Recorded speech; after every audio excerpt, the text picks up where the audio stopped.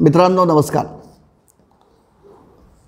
दरवर्षीचं जे आन्निक असतं केंद्रीय अर्थसंकल्पाचं ते परवाच्या 1 फेब्रुवारीला सागर संगीत पार पडलं. खरं म्हटलं तर अर्थसंकल्प सादर होऊन आता जवळपास 12 दिवस आज लोटलेले आहेत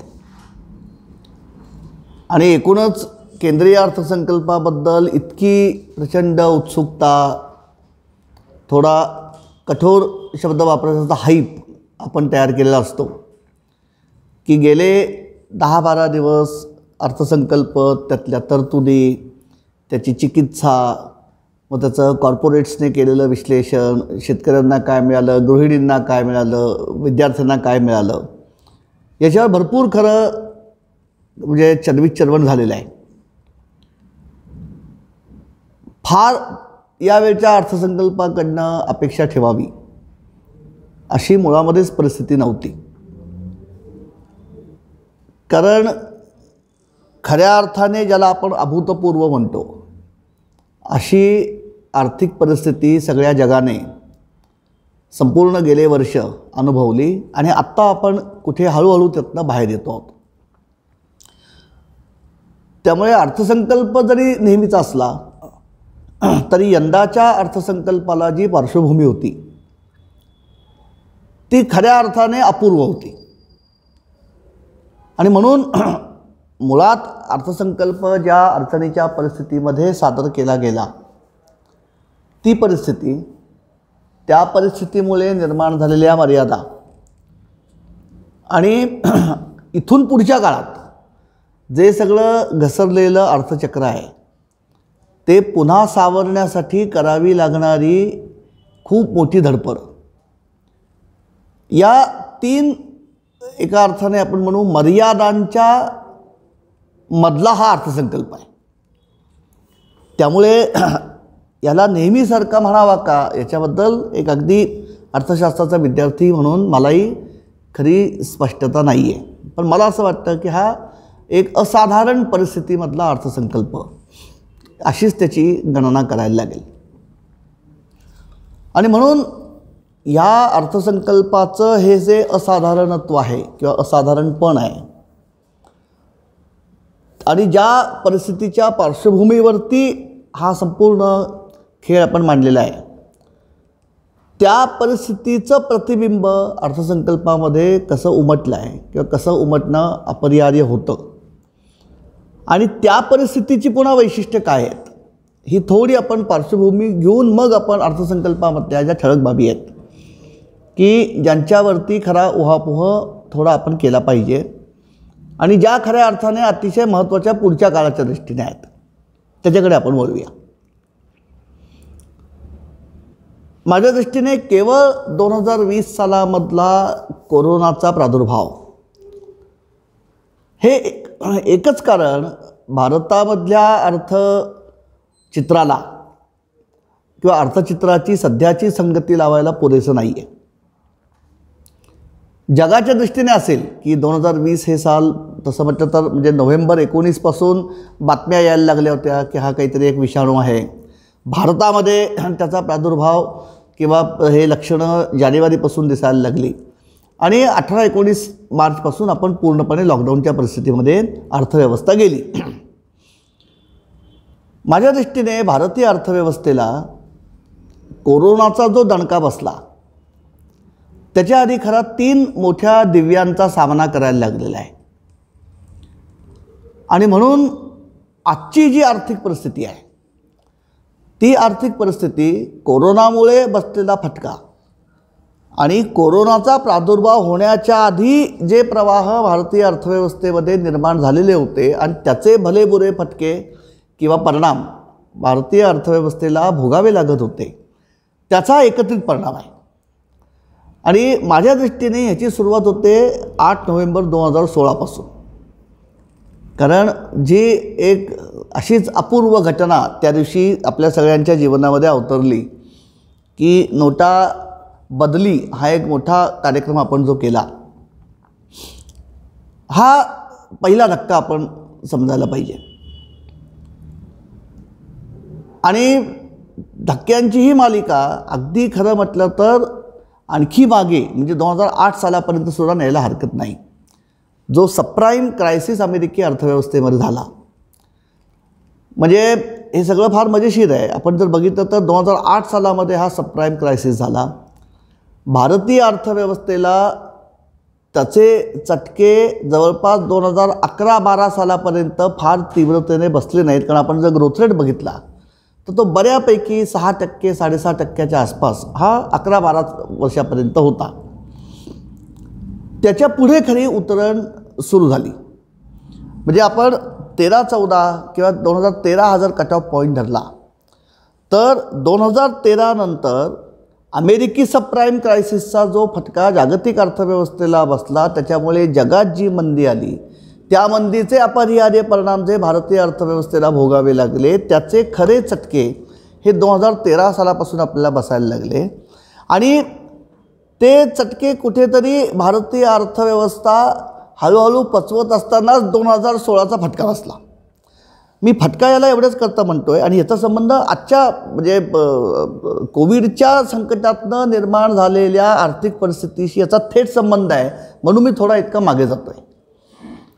2016 सालची जी नोटाबदली झाली, त्या नोटाबदलीने सगळ्यात मोठं कंबर जे मोडलं ते भारतीय अर्थव्यवस्थेमधल्या असंघटित क्षेत्राचं मोडलं, की ज्याच्यामध्ये केवळ मोठ्या शहरांच्यामध्ये एकवटलेलं असंघटित क्षेत्र, की जी दुर्दैवाने भारतीय आर्थिक विकासाची एका अर्थाने शबल बाजू आहे, की ग्रामीण भागामध्ये म्हणजे कुंठित असलेली ग्रामीण अर्थव्यवस्था, आत्महत्याची ठरायला लागलेली कोरडवाहू शेती, ग्रामीण भागामध्ये बिगर शेती उद्योगांमध्ये रोजगाराच्या संधी नसल्यामुळे तिथून ज्याला आपण पुश फॅक्टर म्हणतो मायग्रेशन थिअरीमध्ये, की निरुपायाने होतकरू तरुण लोक तिकडनं बाहेर पडणं आणि त्यांनी शहरामध्ये येऊन रोजगार शोधणं, आणि मग ज्या पद्धतीचा औद्योगिकरण आपण बघतो आहोत, की ज्या पद्धतीचा विकास बघतो आहोत, की 2002 ते 2009 सालापर्यंत जी ग्रोथ भारतामध्ये जो आर्थिक विकास झाला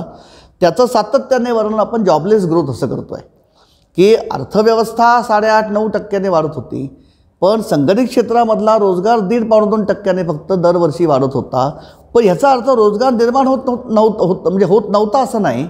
हा सगळा मग जो श्रमशक्तीचा भर आहे हाच असंघटित क्षेत्रामध्ये निरुपायाने शोषला जात होता.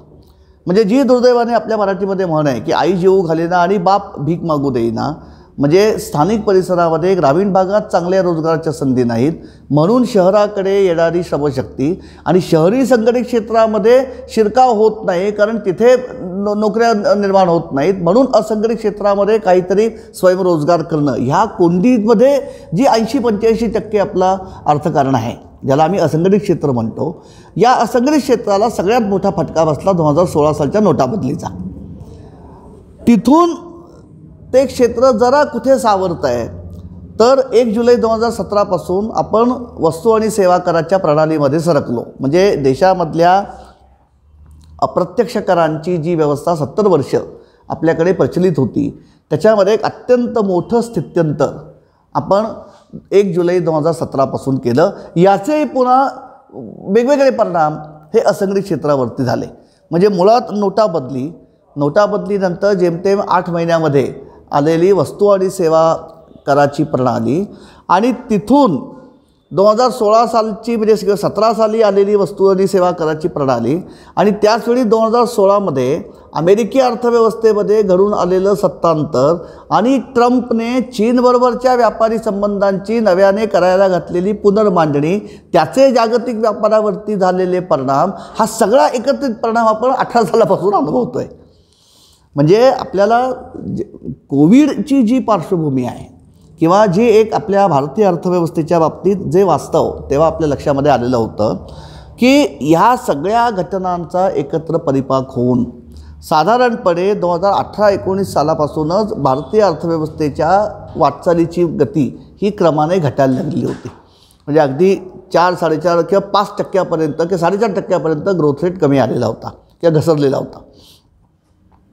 या पार्श्वभूमीवरती कोरोना आलेला आहे, आणि फक्त आपल्याला एवढंच म्हणता येईल की ज्या पद्धतीने ट्रम्प म्हणजे अमेरिका आणि चीन यांच्या व्यापारी युद्धामध्ये किंवा व्यापारी संबंधांमध्ये जी त्यांची फेरमांडणी झाली, त्या फेरमांडणीचे जागतिक व्यापाराची घडी विस्कटण्यामध्ये जे आता परिणती होती आहे, त्यातनं सगळ्या विविध देशांमध्ये एका विशिष्ट प्रकारचा जो आर्थिक राष्ट्रवाद, आपल्याला ती भावना त्याला फुंकर घालून ज्याला आपण म्हणतो जान आणतात किंवा आणली जाते असं आपण बघतोय, त्याचे पडसाद ह्या अर्थसंकल्पामध्ये सुरू आहेत ना. म्हणजे आपण तिकडे येणार आहोत शेवटी, की ज्या पद्धतीने आपण आयात शुल्कांमध्ये वाढ केलेली आहे अनेक वस्तू आणि म्हणजे वस्तूंवरती प्रामुख्याने, इथे कुठेतरी तूट भरून काढणं किंवा सरकारकडे महसूल कमी असणं हा जरी एक भाग असला तरी कुठेतरी याचा संबंध आत्मनिर्भर भारत आणि मेक इन इंडिया ही जी लाईन आपण ठरलेली आहे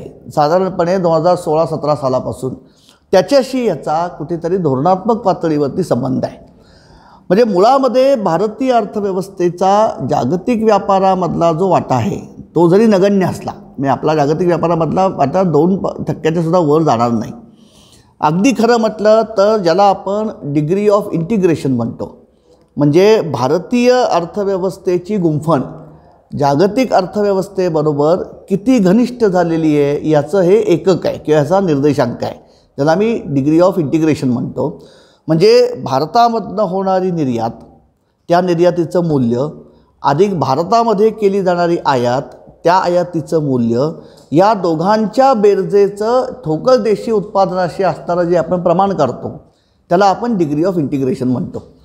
ते जवळपास ज्यावेळी 2002 ते 2006 किंवा 2007 या काळामध्ये ज्यावेळी भारतीय अर्थव्यवस्था अतिशय वेगाने आणि सशक्तपणे वाटचाल करत होती, त्या काळात हे इंटिग्रेशन 40% गेलं होतं. म्हणजे आर्थिक परिभाषेमध्ये याचा अर्थ असा होतो की भारतीय अर्थव्यवस्था किंवा भारतीय अर्थव्यवस्थेचं जागतिक अर्थकारणामध्ये जे चढ उतार होतात त्या चढ उतारांना असणारं एक्सपोजर हे 40% होतं. याचा अर्थ भारतीय अर्थव्यवस्थेपैकी 60% अर्थव्यवस्था ही एका अर्थाने इन्शुलेटेड होती, म्हणजे आंतरराष्ट्रीय बाजारपेठेतल्या चढ उतारांपासून अलिप्त होती. म्हणजे 2008 सालचा जो मोठा फटका वैश्विक अर्थव्यवस्थेला बसला त्याच्यापासून भारतीय अर्थव्यवस्था बऱ्यापैकी अस्पर्शित राहिली. याचं कारण मुळामध्ये आपली डिग्री ऑफ इंटिग्रेशन कमी होतं, जे चीनच्या बाबतीत जास्ती आहे. कारण चीनने पहिल्यापासून निर्याताभिमुख जो विकासाची दिशा पकडलेली होती, त्यामुळे चिनी अर्थव्यवस्था जितकी अडचणीत आली तितकी भारतीय अर्थव्यवस्था आली नाही. पण तरीसुद्धा मुळामध्ये सबप्राईम क्रायसिस, त्याच्यानंतरचा आलेला आमचा GSTचा संपूर्ण रेजिम आणि त्याच्या पुढे झालेली अमेरिका आणि चीन यांच्यामधल्या व्यापारी संबंधांची विस्कटलेली घडी, याचा परिणाम होऊन आमच्या निर्यातीवरती परिणाम व्हायला लागला होता, आयातीवरती परिणाम व्हायला लागलेला होता. ही सगळी गुंतागुंत असताना कोविड आलेलं आहे.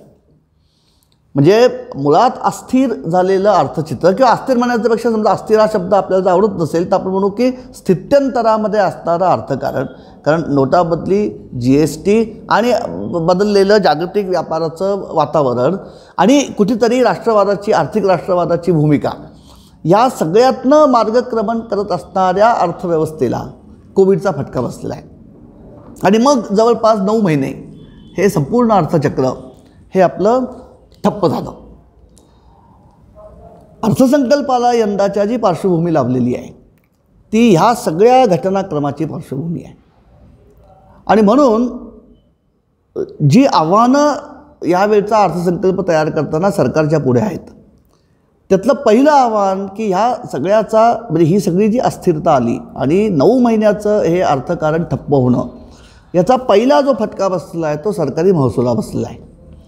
म्हणजे साधारणपणे डिसेंबर महिन्याची शेवटी जी काही आकडेवारी थोडीफार म्हणजे आर्थिक दैनिकांच्यामधनं किंवा आर्थिक प्रकाशनांच्यामधनं प्रकाशित होत होती, त्याच्यावरून असं लक्षात येत होतं की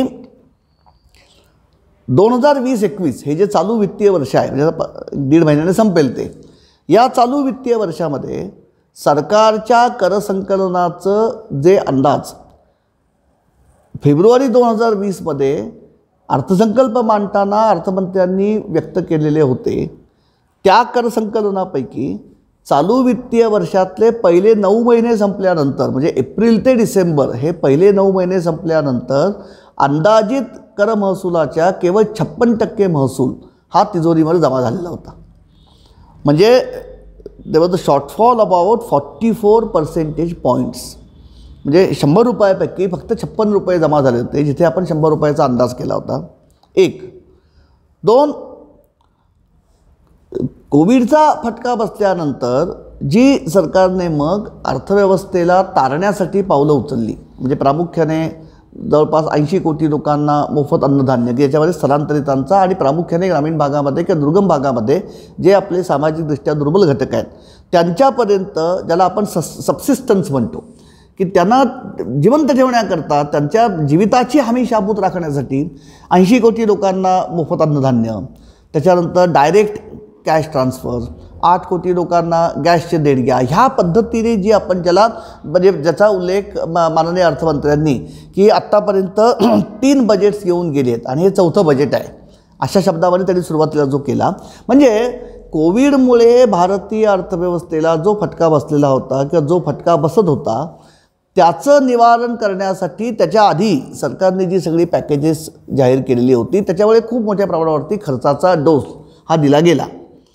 आता यातला आपण पॉलिटिकल इकॉनॉमीचा भाग बाजूला ठेवूया. म्हणजे मी बाजूला ठेवू एवढंच करतो म्हणतोय की ते जे काही 27 लाख कोटी वगैरे आकडे आपण ऐकले आणि मग त्याच्यावरती चर्वण झालं की हे सगळे जे काही पॅकेज भारतीय अर्थव्यवस्थेमध्ये ओतलं गेलं कोविडचा सामना करण्यासाठी, त्याच्यामध्ये खरोखर बूस्ट किती आहे आणि रोखता किती आहे, म्हणजे नव्याने सरकारने घातलेला पैसा किती आहे, सरकारी खर्चाचा ज्याला आपण इंजेक्शन म्हणतो ते इंजेक्शन किती आहे, आणि बँकांच्या माध्यमातून बाजारामध्ये गुंतवणूक योग्य भांडवलाची चणचण उद्योजकांना भेटू नये म्हणून लिक्विडिटी किती आहे, म्हणजे रोखता आणि वाढीव खर्च, म्हणजे वाढीव खर्चाचं इंजेक्शन सरकारने नेमकं किती दिलं आहे. आणि मग त्याच्यावरती वादावादी झाली की या 27 लाख कोटीपैकी 2-2.5 लाख कोटी फक्त हे खऱ्या अर्थाने इंजेक्शन आहे, बाकी सगळी रोखता आहे.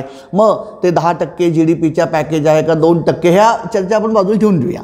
मुद्दा असा आहे की काही ना काही खर्च सरकारला करायला लागला.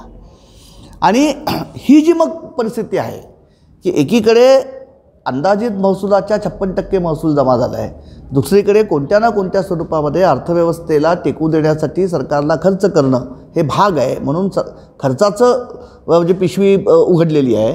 याचा अपरिहार्य परिणाम म्हणजे तूट वाढली.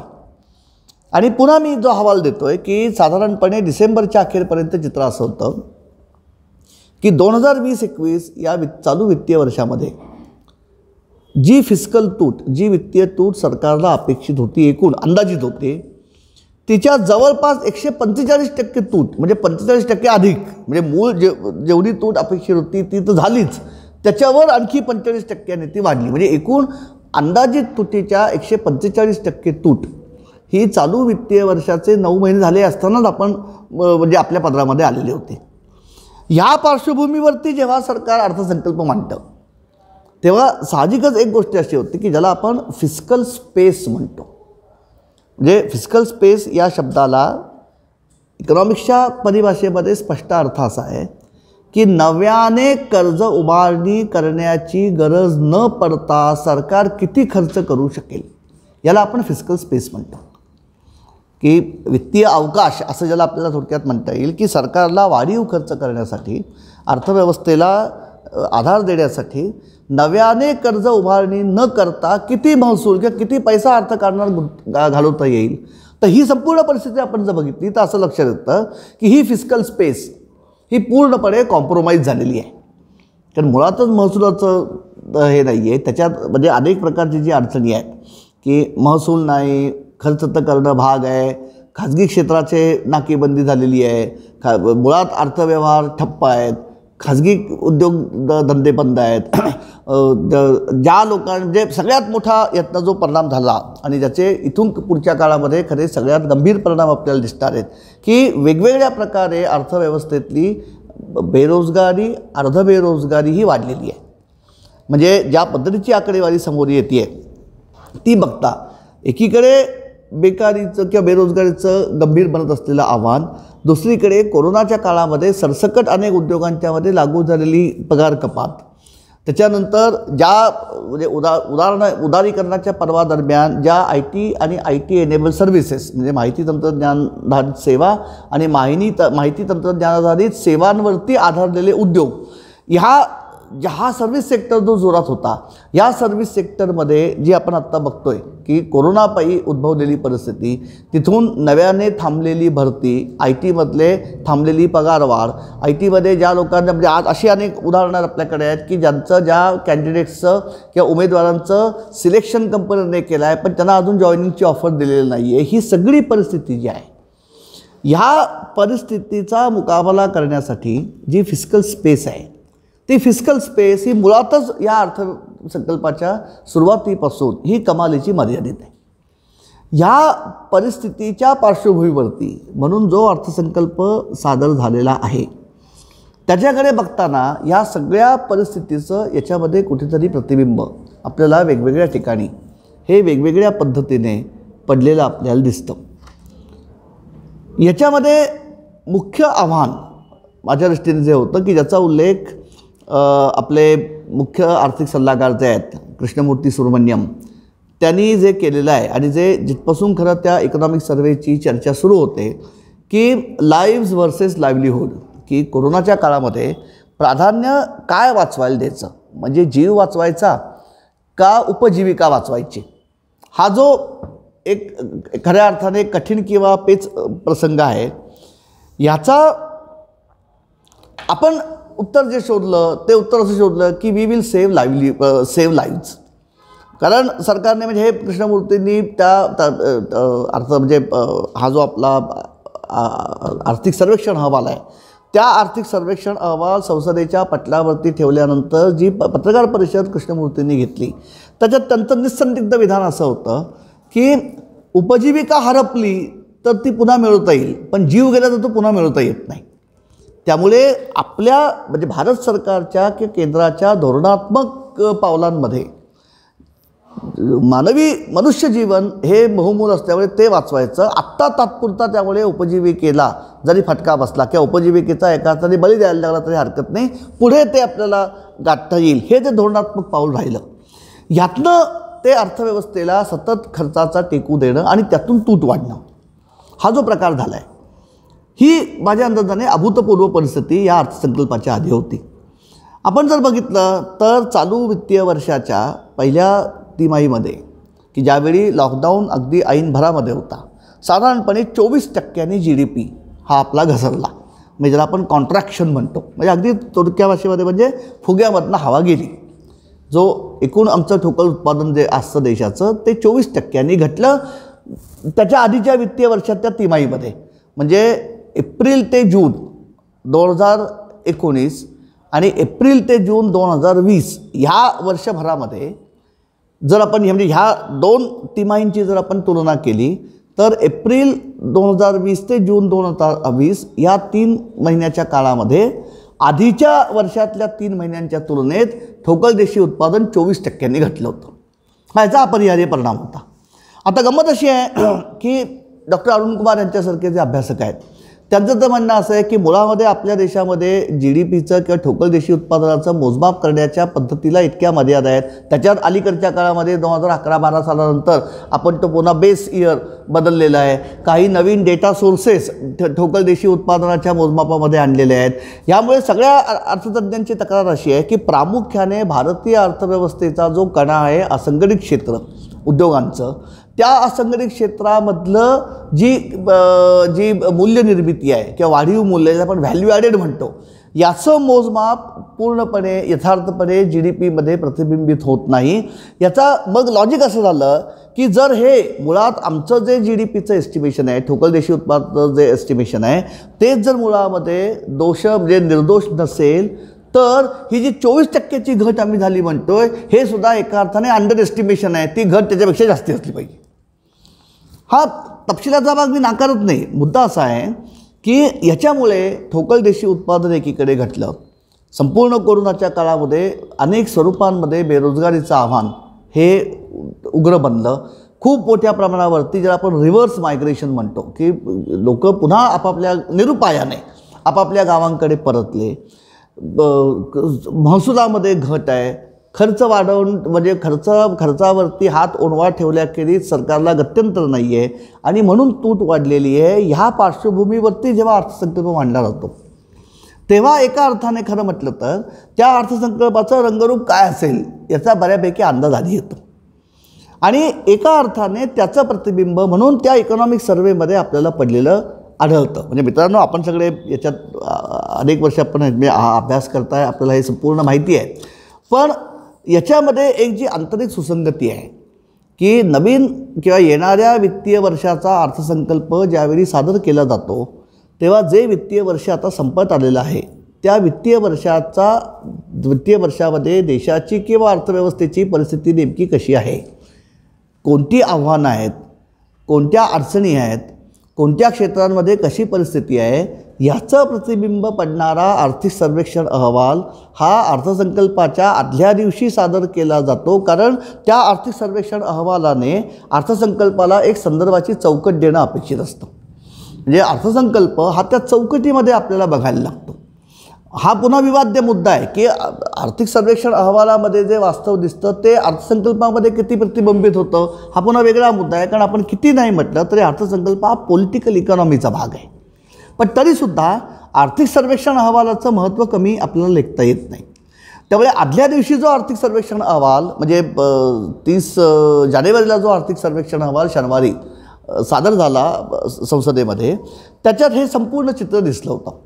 आणि म्हणून ज्यावेळी ते म्हणजे आर्थिक सर्वेक्षण अहवाल सादर झाल्यानंतर ज्यावेळी कृष्णमूर्ती सुब्रमण्यम अतिशय आक्रमकपणे प्रतिपादन करायला लागले की ह्यावेळी सरकारने जो 2003 साली ज्याला आपण राजकोषीय उत्तरदायित्व कायदा म्हणतो म्हणजे fiscal responsibility and budget management act जो आपण भारतीय संसदेने 2003 साली मंजूर केलेला आहे आणि ज्या कायद्याशी बांधिलकी राखत वित्तीय तूट देशी ठोकळ उत्पादनाच्या 3% जाऊ द्यायची नाही आणि महसुली तूट तर असताच कामा नाही आहे. म्हणजे percentage of revenue deficit to GDP should be 0%.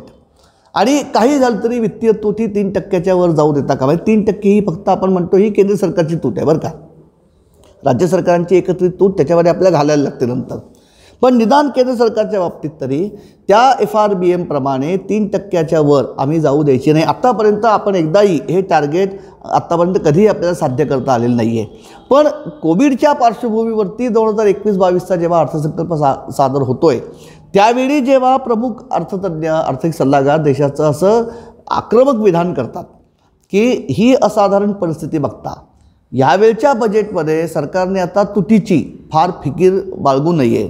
वित्तीय तूट वाढली तरी हरकत नाही पण सरकारने आता अतिशय मोठ्या प्रमाणावरती अर्थव्यवस्थेमध्ये क्रयशक्ती फुंकणं हे आवश्यक आहे. ज्याला खऱ्या अर्थाने इकॉनॉमिक्सच्या परिभाषेमध्ये इंजेक्शन हा शब्द आहे की ते इंजेक्शन सरकारी खर्चाचं देणं आवश्यक आहे. त्याच्यावरच खर्च वाढणार आहे, महसूल अजून निर्माण होणार नाही आहे. पण तूट किती वाढली तरी काळजी करू नये. म्हणजे काही अर्थतज्ञांनी तर अगदी 10-12% ठोकळ देशी उत्पादनाच्या तूट वाढली तरी फिकीर नाही अशा प्रकारचं विधान केलेलं होतं. तसाच सूर एका प्रकारे जेव्हा कृष्णमूर्तींनी लावला सुब्रमण्यमनी तेव्हा मला खरोखर असं वाटून गेलं की तूट खूप फुगली असेल बरं का. दुसरा मुद्दा जो आर्थिक सर्वेक्षण अहवालाबद्दल यावेळी थोडा मजेशीर पद्धतीने पुढे आला तो जरा मला म्हणजे चिंताजनक आणि चिंतनीय असं दोन्ही वाटला. कुठेतरी प्रमुख आर्थिक सल्लागारांनी असं सूचित केलं की इथून पुढच्या काळामध्ये जर तूट वाढणार असेल अर्थव्यवस्थेतली तर ती तूट भरून काढण्यासाठी सरकारला मोठ्या प्रमाणावरती कर्ज उभारणी करायला लागेल. आणि ती कर्ज उभारणी करताना ज्या पतमानांकन कंपन्या आहेत राष्ट्रीय किंवा आंतरराष्ट्रीय त्यांच्या पतमानांकनाच्याबद्दल सरकारने फार फिकीर बाळगू नये. म्हणजे भारताचं पतमानांकन कारण शेवटी त्या पतमानांकनाशी निगडीत ज्या सगळ्या बाबी आहेत त्याच्यात त्यांनी भरपूर उहापोह केला आहे. इकॉनॉमिक सर्वेमध्ये त्याच्यावरती विवेचन पण आहे की आज आमची परकीय चलनाची गंगाजळी किती आहे, आज आमची आउटस्टँडिंग लोन्स किती आहेत, त्या कर्जांच्यामध्ये देशी म्हणजे रुपयातली कर्ज किती आहेत, परदेशी चलनामधली कर्ज किती आहेत, ती कर्ज आम्हाला कधी परत करायची आहेत, त्या परतफेडीचा व्याजासकट आकडा किती आहे, त्याच्या तुलनेमध्ये आज आमच्याकडे परकीय गंगाजळी किती आहे, हे सगळं लक्षात घेता त्यांनी असं एक विधान केलं की परकीय पतमानांकन संस्था ज्या आहेत त्या पतमानांकन संस्थांचं एखाद्या अर्थव्यवस्थेचं पतमानांकन करण्यासाठी जे निर्देशक ते वापरतात किंवा निर्देशांक जे वापरतात त्या निर्देशांकांच्या माध्यमातून भारतीय अर्थव्यवस्थेच्या ज्या खऱ्या क्षमता आहेत किंवा खरं त्याची जी सक्षमता आहे ती प्रतिबिंबित होत नाही. मग त्यांनी असं विधान केलं की ह्या आंतरराष्ट्रीय पतमानांकन संस्थांची पतमानांकन करण्याची जी पद्धती आहे त्या पद्धतीचाच मुळे आता पुनर्विलोकन किंवा करावं लागणार आहे. आणि एका अर्थाने ती कुठेतरी भारतीय परिस्थितीचं योग्य प्रतिबिंब दाखवण्याच्या दृष्टीने अनुचित किंवा अयोग्य असल्यामुळे आपण त्याची फार चिंता करू नये. हे खरं असेल खरं नसेल म्हणजे त्याच्याबद्दल आपण आत्ता वादात जायला नको. मला फक्त या आर्ग्युमेंटमध्ये एकच भीती फक्त अशी वाटते आणि जी खऱ्या अर्थाने महत्त्वाची मला वाटते. पतमानांकन करणाऱ्या संस्थांचं पतमानांकन करण्याची पद्धती भारतीय अर्थव्यवस्थेच्या संदर्भात फारशी रेलेव्हंट किंवा ॲप्लिकेबल ठरत नाही म्हणून आपण त्यांच्या पतमानांकनाकडे दुर्लक्ष करावं किंवा फार लक्ष न देता कर्ज उभारणी करावी. हे आर्ग्युमेंट थोडं म्हणजे मी आपला गमतीचा भाग म्हणून म्हणतो की मी रस्त्यावरनं जात असताना माझ्या एकदम लक्षात आलं की चौकातला सिग्नल बिघडला आहे.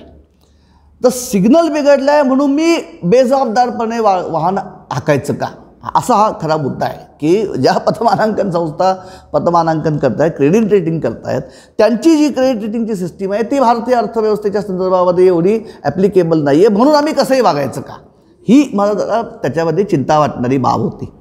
मला कुठेतरी असं वाटत होतं की ह्याचं प्रतिबिंब अर्थसंकल्पात पडतं काय, म्हणजे तूट किती वाढू दे. कारण अगदी जानेमाने अर्थतज्ञ बजेटच्या आधीपासून हा दोषा लावत होते की सगळ्यांनी यावेळी कुठेही आपण सरकारने खर्चावरती फार लक्ष म्हणजे त्याच्याबद्दल चिंता बाळगू नये, FRBMची आपण आत्ता फार तमा बाळगू नये. तर ह्याच पद्धतीचा सूर इकॉनॉमिक सर्व्हेमध्ये लागल्यामुळे कुठेतरी, कारण यातनं धोका आहे मित्रांनो असा आहे की जे मिल्टन फ्रीडमन यांचं त्रिकालाबाधित वाक्य आहे की there is nothing like free lunch, म्हणजे आपल्या जीवनामध्ये आपल्याला खऱ्या अर्थाने मोफत किंवा फुकट काही मिळत नसतं. आपण कुठल्या ना कुठल्या स्वरूपामध्ये त्याची किंमत मोजत असतो. त्यामुळे तूट वाढणं याचा थेट संबंध महागाईशी आहे. म्हणजे आपल्याला ते मानो अथवा किंवा आपण न मानो, पण तूट वाढली की त्याचे जे 3 मुख्य परिणाम होतात त्यातला एक थेट आणि ताबडतोब होणारा परिणाम म्हणजे महागाईवरती त्याचा परिणाम होतो. एकीकडे आम्ही आता जी मॉनिटरी पॉलिसी संदर्भात जे धोरण स्वीकारलेलं आहे की आम्ही आता आमच्यावरतीच बंधन घालून घेतलेलं आहे की महागाईचा दर हा सरासरी 4% वर जाणार नाही आणि त्याची कमाल मर्यादा 6% आम्ही मान्य केलेली आहे. जर तुटीवरती नियंत्रण राहिलं नाही तर त्याचा परिणाम महागाईवरती होतो. म्हणजे मग एकीकडनं FRBMची मर्यादा, दुसरीकडनं आम्हीच महागाईच्या दरावरती नियंत्रण ठेवण्याबद्दल स्वतःवरती घालून घेतलेली बांधिलकी, हा तोल सांभाळणं जर तुटीवर नियंत्रण ठेवलं गेलं नाही तर अवघड बनतं. 2, तूट वाढणं याचा अर्थ सरकारचीच कर्ज उभारणी वाढणं आणि सरकारनेच एकमुठीने जर अर्थव्यवस्थेमध्ये गुंतवणूक योग्य जे कर्ज आहे, जे बँकांच्या माध्यमातून, रिझर्व्ह बँकेच्या माध्यमातून किंवा अन्य सोर्सेसमधनं जे कर्जाऊ निधी जो अर्थव्यवस्थेमध्ये उपलब्ध आहे त्यातला एका मुठीने जर मोठा घास खुद्द सरकारने उचलला तर साहजिकच खाजगी क्षेत्राकरता गुंतवणूक योग्य भांडवलाची चणचण भासायला लागते आणि परिणामी त्याचा परिणती ही व्याजदरांची कमान ही चढण्यावरती होते. म्हणजे मुळातच अर्थव्यवस्था अडचणीत आहे, मुळातच खाजगी उद्योग क्षेत्र आज गुंतवणूक करण्याच्या मनस्थितीमध्ये पण नाही आणि परिस्थितीमध्ये पण नाही. अशा अवस्थेमध्ये वित्तीय तूट प्रचंड वाढली. ती तूट भरण्यासाठी सरकारनेच मोठा कर्जाचा जर वाटा उचलला तर परिणामी शासकीयेतर जे अर्थघटक आहेत त्यांना उपलब्ध असणारा कर्जाऊ निधीचा काय आपण म्हणू साठा हा कमी होऊन त्याची परिणती व्याजाचे दर वाढण्यात होते आणि त्याचा मग गुंतवणुकीवरती जो परिणाम होतो अनिष्ट, ती साखळी सुरू होण्याची दुसरी भीती. आणि तिसरी सगळ्यात महत्त्वाची गोष्ट म्हणजे एकदा तूट अतिरिक्त फुगली, त्या तुटीमधून देशामध्ये महागाई उद्भवली की त्याचा परिणाम आपल्या व्यापारावरती होतो, ज्याला आपण करंट अकाउंट डेफिसिट म्हणतो. की चालू व्यापारावरची जी तूट आहे म्हणजे भारतामधनं होणारी निर्यात आणि भारतामधनं होणारी आयात यातला जो ह्या दोन्हीच्या एकूण मूल्यातला जो फरक आहे त्याच्यावरती आपण सरप्लस किंवा डेफिसिट म्हणतो. ज्यावेळी निर्यातीचं मूल्य आयातीपेक्षा कमी होतं तेव्हा तूट येते आणि ज्यावेळी निर्यातीचं मूल्य आयातीपेक्षा जास्ती होतं तेव्हा सरप्लस येतो. आपण अगदी साधं बोलतो आहे आपण. प्रश्न असा येतो की जर वित्तीय तूट नियंत्रणामध्ये ठेवली नाही तर त्याचा अपरिहार्य आणि अनिवार्य परिणाम हा महागाईवरती होतो. महागाई झाली की भारतीय अर्थव्यवस्थेमध्ये तयार झालेल्या वस्तू आणि सेवांची आंतरराष्ट्रीय बाजारपेठेमधली स्पर्धात्मकता ही मार करते. कारण आपल्यापेक्षा स्वस्त तशाच प्रकारचा पदार्थ विकणारे अनेक देश आंतरराष्ट्रीय बाजारपेठेमध्ये आहेत. म्हणजे देशात महागाई झाली की त्याचा परिणाम आपल्या देशाबद्दल निर्यात होणाऱ्या वस्तू आणि सेवांच्या ज्याला आपण स्पर्धात्मकता म्हणतो त्या स्पर्धा म्हणजे कॉम्पिटिटिव्हनेस ऑफ इंडियन एक्सपोर्ट्स असं आपण ज्याला म्हणतो त्या स्पर्धात्मकतेवरती होतो. साहजिकच त्याचा फटका निर्यातीला बसतो आणि मुळात भारतासारखा देश की जो इंधनाच्या बाबतीमध्ये जवळपास 80% हा आयातीवरती अवलंबून आहे, ज्याला इकॉनॉमिक्सच्या भाषेमध्ये आम्ही इनइलास्टिक इम्पोर्ट्स म्हणतो की भारताची आपली जी आयात आहे ती अलवचिक आहे. कारण आम्हाला इंधन एक आयात करावंच लागतं. कितीही जरी बाजारभावामध्ये भाव वाढले तरी आम्हाला इंधन हे आयात करायला लागतं. अशा परिस्थितीमध्ये जर महागाई वाढली आणि त्याच्यामुळे निर्यातवरती जर म्हणजे अनिष्ट परिणाम होऊन जर वित्तीय व्यापारामधली तूट वाढली तर आपल्याला एकाच वेळी वित्तीय तूट आणि परकीय व्यापारातली तूट ज्याला डबल डेफिसिट किंवा ट्विन डेफिसिट असं आपण म्हणतो त्या ट्विन डेफिसिटचा सामना करण्याची दुर्धर वेळ येते. म्हणजे वित्तीय तुटीचा सामना करायचा आणि त्याचवेळी आंतरराष्ट्रीय व्यापाराच्या चालू खात्यावरती जी तूट वाढते की ज्याचा परिणाम गंगाजळीवरती होतो. कारण मुळामध्ये आमच्याकडे परकीय चलन आलंच नाही तर परकीय चलनाची गंगाजळी आपण कशी निर्माण करणार. आणि मग मला भीती अशी वाटली की जर आम्ही ह्या पद्धतीने असा जर प्रोपागंडा करत राहिलो की वित्तीय तूट वाढणारच आहे कारण कोविड आहे, यातनं एक धोका मित्रांनो असा असतो की यातनं जर असा संदेश सतत प्रस्तुत होत राहिला की काही काळ तरी आपण वित्तीय शिस्तीला फाटा देणार आहोत तर त्याची कुठे ना कुठे किंमत मोजायला लागते. ज्याला आपण फिस्कल कन्सॉलिडेशन असं म्हणतो की ही एका अर्थाने इट्स अ पॅकेज टर्म. म्हणजे फिस्कल कन्सॉलिडेशन म्हणजे एकीकडे तुटीवरती नियंत्रण, दुसरीकडे सरकारी खर्चाची गुणवत्ता सुधारणं, 3 कर्ज उभारणीवरती मर्यादा, कर्जाचं ठोकळ देशी उत्पादनाशी जे प्रमाण असतं ते आटोक्यात राखणं, अशा 4-5 गोष्टींचा समावेश या फिस्कल कन्सॉलिडेशन ह्या संकल्पनेमध्ये होतो. त्यामुळे मला सतत भीती अशी वाटत होती की जर आम्ही अशा पद्धतीने ह्या परिस्थितीकडे बघत राहिलो की आत्ता परिस्थिती गंभीर आहे म्हणून सरकारने खर्च करावा, पण ह्यातनं असा मेसेज जाता कामा नये की जोपर्यंत कोविड जात नाही तोपर्यंत आम्ही कुठेतरी ह्या फिस्कल कन्सॉलिडेशनला फाटा देतो आहे. असं होऊ नये अशी खरी खूप इच्छा होती. आणि त्या पार्श्वभूमीवरती जेव्हा बजेट झालं तेव्हा मला पहिली समाधान असं वाटलं की या बजेटमध्ये आता मी इथून पुढचं जे बोलणार आहे ते मी पूर्णपणे अराजकीय बोलणार आहे. म्हणजे माझा पक्षाशी काही संबंध नाही आहे.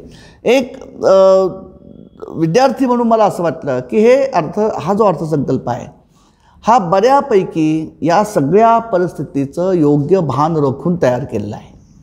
म्हणजे ज्याला आपण म्हणतो की जमिनीवर पाय ठेवून कुठेतरी सध्याच्या परिस्थितीमध्ये सरकारला काय करणं शक्य आहे, काय करणं इष्ट आहे आणि काय करता येण्यासारखं आहे, हे पहिला मला वाटतं यातनं असा जो एक मनावरती पहिलं इम्प्रेशन जे येतं ते असं येतं की ह्या सगळ्या पार्श्वभूमीचं कुठेतरी योग्य आकलन हे सरकारला आहे.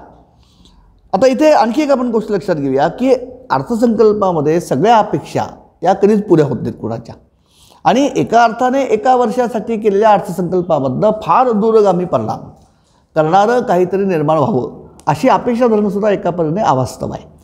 त्यामुळे ज्याला आपण फोर्सिएबल फ्युचर म्हणतो की साधारणपणे पुढच्या 12 महिन्यामध्ये काय प्रकारचं चित्र आपल्याला निर्माण करायचं आहे आणि त्या चित्राची पार्श्वभूमी काय आहे या दोन्हीचं प्रतिबिंब त्या दस्तऐवजामध्ये पडतं का, या पार्श्वभूमीवरती किंवा ह्या चौकटीत जेव्हा आपण अर्थसंकल्पाकडे बघू तेव्हा पहिली गोष्ट ही जाणवते की ह्याच्यामध्ये कुठेही अतिरिक्त कुठले दावे नाही आहेत की हे करू ते करू. म्हणजे त्याच्यामध्ये एका गोष्टीबद्दल जी मला शंका आहे ती मी आपल्यापुढे मांडणार आहे. पण पहिली गोष्ट अशी की ठोकळ देशी उत्पादनाशी वित्तीय तुटीचं असणारं प्रमाण हे चालू वित्तीय वर्षामध्ये 9.5% वाढेल, तशी बऱ्यापैकी आश्वस्त करणारी बाब होती. तर मला खूप की खरोखर 10-12% जर तूट झाली, कारण काय होणार आहे, ही 10-12% तूट ही केंद्र सरकारची आहे. त्याच्यामध्ये आपण सगळ्या 30 राज्य सरकारांची तूट जर मिळवली तर ते आणखी 4-4.5-5 परसेंटेज पॉईंटने ते वाढतं. म्हणजे केंद्र सरकारची तूट अधिक राज्य सरकारची तूट यांचं देशी उत्पादनाशी असणारं प्रमाण मग 13-14% जातं. आज जवळपास 9.9% हे केंद्राचं तूट आहे. राज्य सरकारांची तूट घातली तर हा आकडा जवळपास 12-13% जातो. पण ज्या पद्धतीने सरकारने येत्या वित्तीय वर्षामध्ये जे चित्र आपल्यापुढे मांडलेलं आहे की येत्या वित्तीय वर्षामध्ये तुटीचं हे जे प्रमाण आहे हे 9.5%वरनं 6.8% येईल, असं जे एक चित्र आश्वस्त करणारं मांडलेलं आहे. हे बऱ्यापैकी त्यामुळे ज्याला आपण म्हणतो की म्हणजे स्पष्ट बोलायचं तर आर्थिक सर्वेक्षण अहवालामध्ये जो असा एक खूप आक्रमक सूर लावलेला होता त्याच्यापेक्षा अर्थसंकल्पामध्ये मांडलेलं चित्र हे जास्ती तारतम्यपूर्ण आहे, असं पहिलं चित्र आपल्याला दिसतं की खूप त्याच्यात एक रिस्ट्रेन आहे की आपल्याला खर्च करायला लागणार आहे, पण किती करायचा याच्यावरती कुठेतरी एक विचार याच्यामध्ये आहे, पहिली गोष्ट. दुसरं यातनं जे दिसतं ते की कोविडसारखं एक अभूतपूर्व किंवा अपूर्व संकट आल्यानंतर त्याचे जे फटके भारतीय अर्थव्यवस्थेला बसलेले आहेत त्याच्यामुळे आम्ही खूप हडबडून गेलो आहे आणि घायकुतीला येऊन आता काही करून या संकटावरती मात केली पाहिजे असा एक आतताईपणा बजेटच्या रचनेमध्ये दिसत नाही आहे. म्हणजे ज्याला आपण म्हणतो की you take things in its own stride, की काय जसं अंगावर आलं आहे, जसं आपल्या समोर आलं आहे त्याला सामोरं जायचं आणि ते सामोरं जात असताना कुठे धीर सुटू द्यायचा नाही. हा एक जो आपण पवित्रा म्हणतो हा पवित्रा बऱ्यापैकी निदान अर्थसंकल्पाच्या रंगरूपामध्ये आणि ज्या पद्धतीने सरकार या अर्थचित्राचं आकलन स्वतः करताय आणि आपल्याला घडवत आहे त्याच्यावरती आपल्याला खूप स्पष्टपणे दिसतो. तिसरं या अर्थसंकल्पाचं मला जाणवलेलं वैशिष्ट्य असं आहे की कुठेतरी हे जे खूप मोठं स्थित्यंतरातनं आपण आलेलो आहोत आणि मी म्हटल्याप्रमाणे माझ्या दृष्टीने ही खरी स्थित्यंतरांची मालिका आहे आणि ती 2016पासून सुरू होते.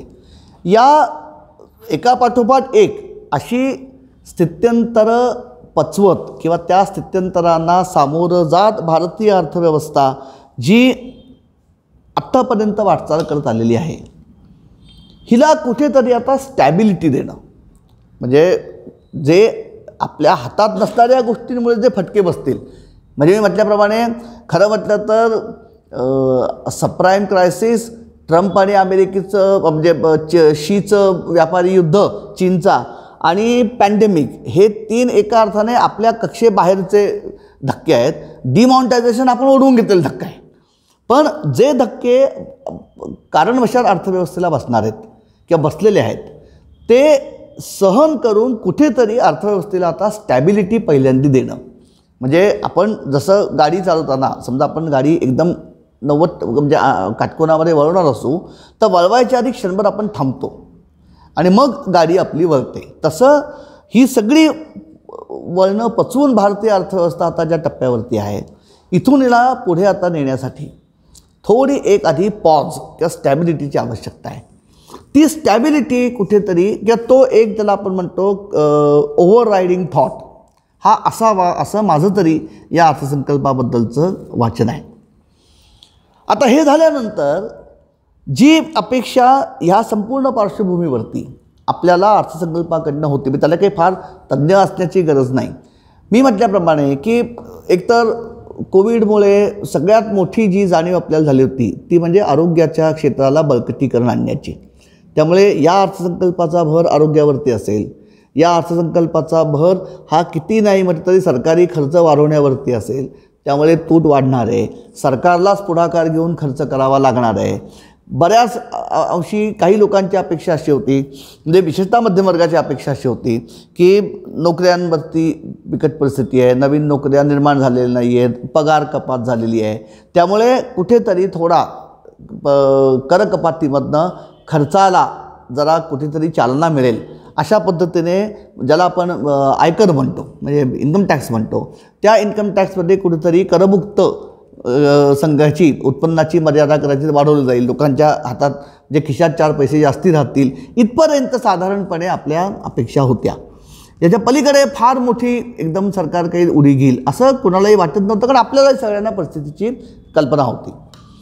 जे चित्र दिसतं अर्थसंकल्पामध्ये ते बऱ्यापैकी या अपेक्षांशी सुसंवादी आहे.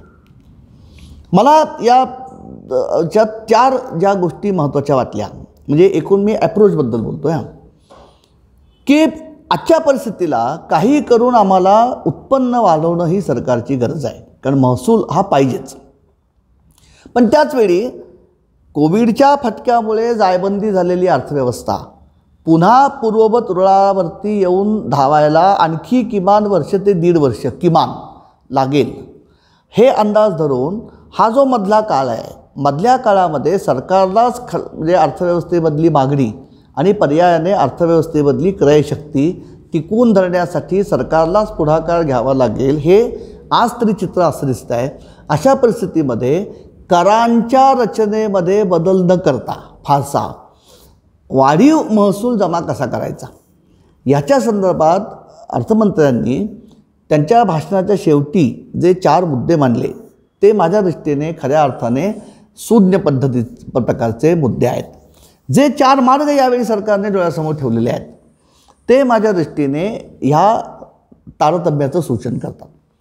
म्हणजे महसूल वाढीला मर्यादा आहेत, कारण करांमध्ये आत्ता वाढ करण्यासारखी आपल्याकडे परिस्थिती नाही. आणि जरी आपण करांचं ठोकळ देशी उत्पादनाशी असणारं जे गुणोत्तर आहे, जे 10-11% आसपास आहे, ते जरी आपण बदललं नाही तरी मुळात GDPच वाढत नसल्यामुळे, म्हणजे आमचा डिनॉमिनेटरच, आमचा छेदच वाढत नाही आहे. अंश जरी आम्ही तेवढाच ठेवला 11%चा, तरी 11% हे जर 100 रुपयावरती असतील तर 11 रुपये टॅक्स म्हणजे कर जमा होईल. जेव्हा ते 1 लाख होतील तेव्हा 11,000 कर जमा होईल. म्हणजे ज्यावेळी GDP वाढेल त्यावेळी कर आणि ठोकळ देशी उत्पादनाचं गुणोत्तर तेच राहून कराचा महसूल वाढेल. पण मुळात सध्या ठोकळ देशी उत्पादनच वाढत नाही आहे. अशा परिस्थितीमध्ये महसूल वाढवण्यासाठी आपल्याला करेतर उत्पन्नावरती किंवा करेतर मार्गांवरती जो लक्ष केंद्रित करावं लागेल, त्याचं सूचन या अर्थसंकल्पाच्या शेवटी भाषणामध्ये झालं आहे. माझ्या दृष्टीने ते महत्त्वाचं आहे. आणि याच्याकरता 4 पर्याय सरकारने जे इथे नमूद केलेले आहेत ते अतिशय योग्य आहेत असं मला फार मनापासून वाटतं. पहिला आपण जर बघितलं तर अर्थमंत्री असं म्हणल्या की महसूल वाढीसाठी आमचा इथून पुढच्या काळामध्ये मुख्य भर हा थकबाकीच्या वसुलीवरती राहील. हा माझ्या दृष्टीने एक म्हणजे स्तुत्य असं हे पाऊल आहे. कारण आपल्याला माहीत असेल की हे जे आपण फिस्कल रिस्पॉन्सिबिलिटी आणि बजेट मॅनेजमेंट ॲक्ट हा पण जो आणलेला आहे, त्याच्यापासून आपण सरकारने स्वतःवरती आणखी एक बंधन असं घालून घेतलेलं आहे की दरवर्षी जो अर्थसंकल्प सादर होतो त्या अर्थसंकल्पाचं जे चोपडं आहे त्याच्या आधी आम्ही आर्थिक सर्वेक्षण अहवाल संसदेच्या पटलावरती ठेवतो, पण बजेटबरोबर आणखी 2 दस्तऐवज हे या fiscal responsibility budget management act संसदेने मंजूर केल्यानंतर आता संसदेच्या पटलावर ठेवले जातात. दुर्दैवाने त्याची फार दखल कुणी घेत नाही. त्यातलं पहिलं डॉक्युमेंट जे आहे त्याला आउटकम बजेट असं नाव आहे की आधीच्या अर्थसंकल्पामध्ये वेगवेगळ्या खर्चाच्या वेगवेगळ्या बाजूंवरती जी तरतूद केलेली आहे ती तरतूद प्रत्यक्षामध्ये किती वापरली गेली आणि वापरल्या गेलेल्या तरतुदीमधनं प्रत्यक्ष व्यवहारात त्याची फलश्रुती काय झाली. म्हणजे समजा रस्ते बांधणी करता एक 15 लाख कोटीची तरतूद अर्थसंकल्पामध्ये केलेली आहे आणि त्यावेळी समजा 1,000 किलोमीटर एवढे रस्ते देशामध्ये त्यावेळी तयार होते. त्या 15 लाख कोटीपैकी समजा 7.5 लाख कोटी या वित्तीय वर्षामध्ये खर्च झाले. त्याच्यामुळे किती किलोमीटरचे वाढीव रस्ते प्रत्यक्षात बांधले गेले. म्हणजे जे इन्फ्रास्ट्रक्चरवरती आम्ही तरतूद करतो ती प्रत्यक्षात वापरली किती गेली, हे जे आउटकम बजेट आहे हे आउटकम बजेटसुद्धा आता सरकारला सादर करायला लागतं. दुर्दैवाने त्याच्याकडे कोणी बघत नाही. त्याच्याच जोडीने ज्याला एक mid term fiscal policy review statement हेही सरकारला आता पटलावरती ठेवायला लागतं. म्हणजे इथून पुढच्या काळामध्ये कर आकारणीबद्दल, करांच्या दराबद्दल, वसुलीबद्दल, व्यवस्थेबद्दल, तुटीबद्दल सरकार काय पावलं उचलणार आहे आणि तुटीचं व्यवस्थापन, खर्चाचं व्यवस्थापन, खर्चाची गुणवत्ता उंचावणं, कर्ज उभारणी, कर्जांची परतफेड, व्याजाचा बोजा, ह्या ज्या सगळ्या एका अर्थाने अर्थव्यवस्थेच्या वित्तीय प्रकृतीच्या दृष्टीने ज्या संवेदनशील बाबी आहेत, त्याच्या बाबतीत पुढच्या 3 ते 5 वर्षामध्ये सरकारची एक ढोबळ धोरणात्मक दिशा काय असणार आहे याचं सूचन किंवा याचं विवरण त्या दस्तऐवजामध्ये करणं अपेक्षित असतं.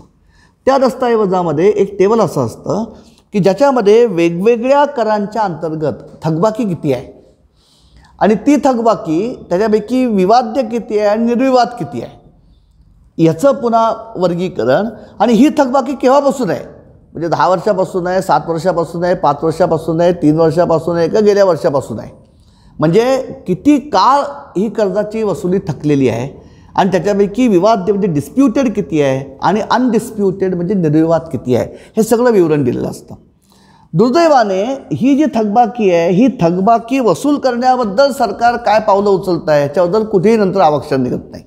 पहिल्यांदा मला असं वाटतं या अर्थसंकल्पामध्ये निदान माननीय अर्थमंत्र्यांनी असं सूचित केलेलं आहे की या वित्तीय वर्षामध्ये महसूल वाढीचा एक पर्याय म्हणून ही जी recovery of taxes, recovery of outstanding dues याच्यावरती सरकार लक्ष देईल. त्याची काय फलश्रुती येते हे पुढच्या बजेटमध्ये कळेल किंवा इकॉनॉमिक सर्वेमध्ये मांडलं जाईल. पण हे मला असं वाटतं एक महत्त्वाचं जे अलक्षित अंग आहे का हा सगळा महसूल वाया जातो आहे की हा वसुली आपण करत नाही आहोत आणि म्हणून तो वापरता येत नाही आहे.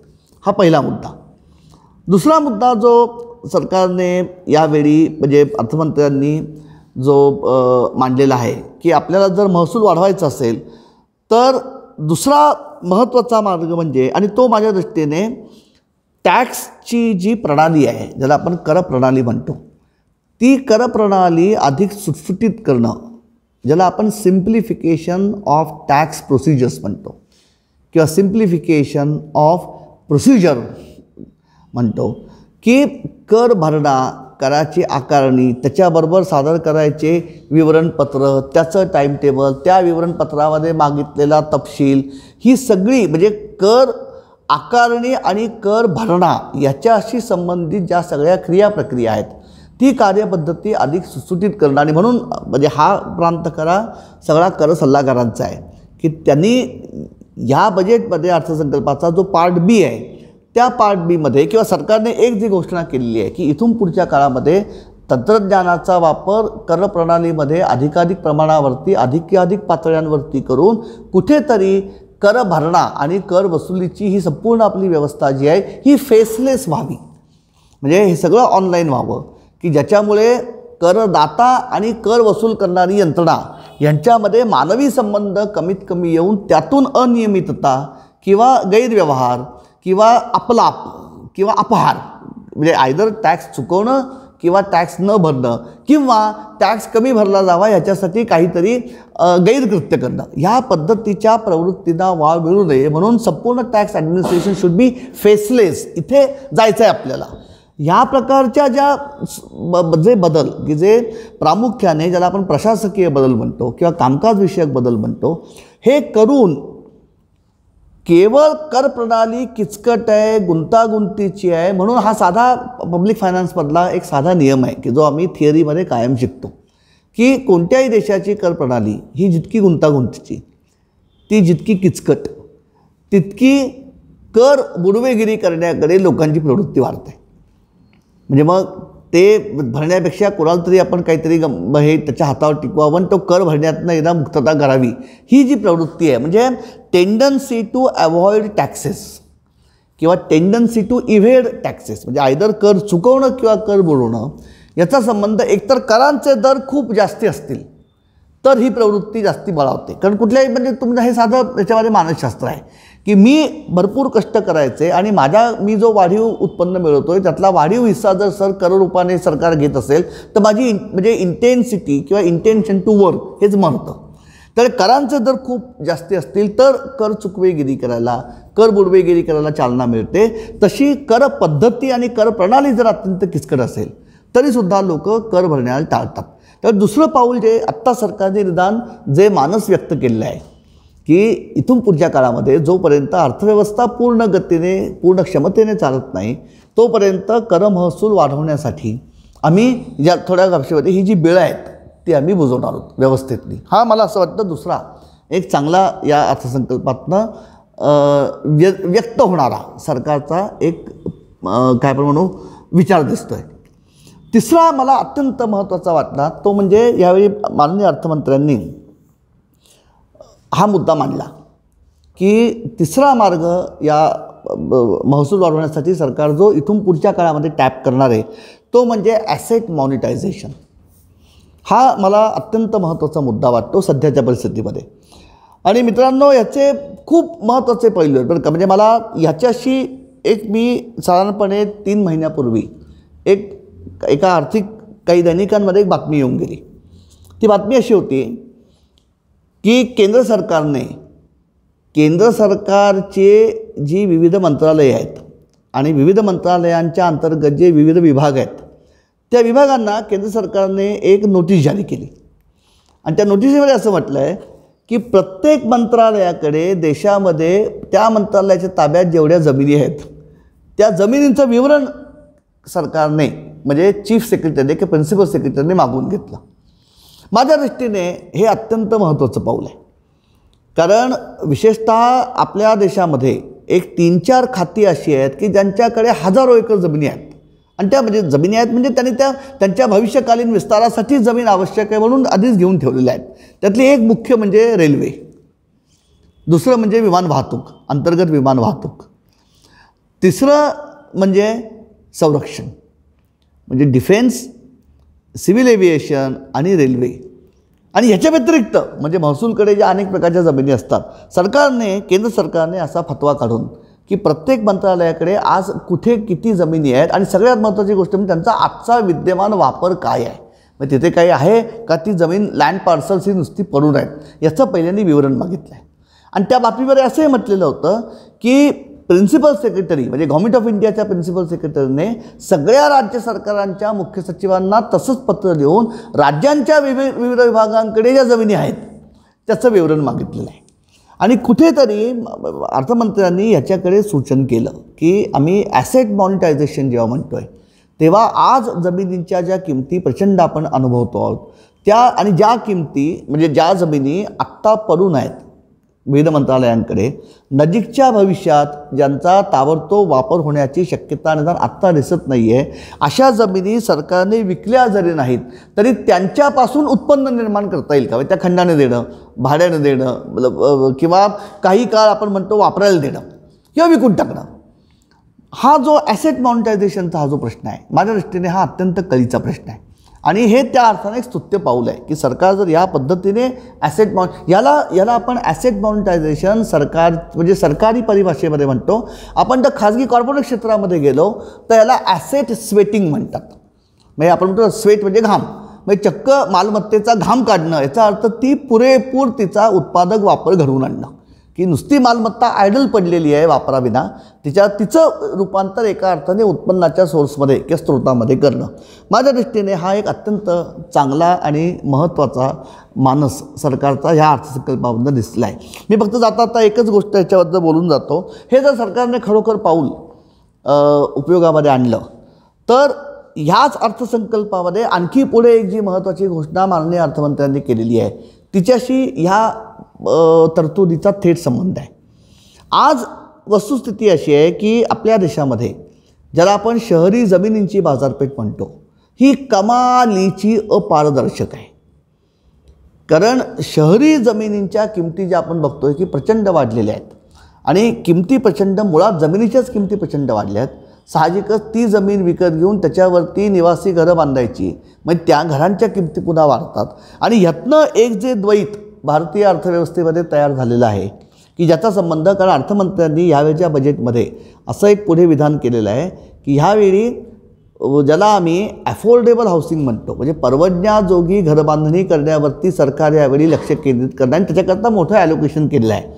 आता त्याचा एक हेतू असा आहे की बांधकाम क्षेत्र हे असं क्षेत्र आहे की जिथे अकुशल कामगारापासून कुशल इंजिनियरपर्यंत सगळ्या स्तरावरती भरपूर रोजगार निर्मिती होते.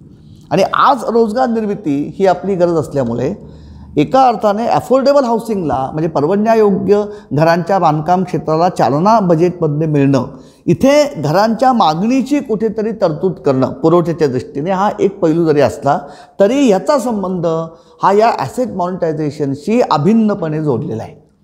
कारण शहरी जमिनींची बाजारपेठ जी आहे ती शहरी जमिनींच्या बाजारपेठेमध्ये आज जी परिस्थिती आहे, जो अपारदर्शकपणा आहे, अफाटच्या किमती जमिनींच्या शहरी वाढलेल्या आहेत.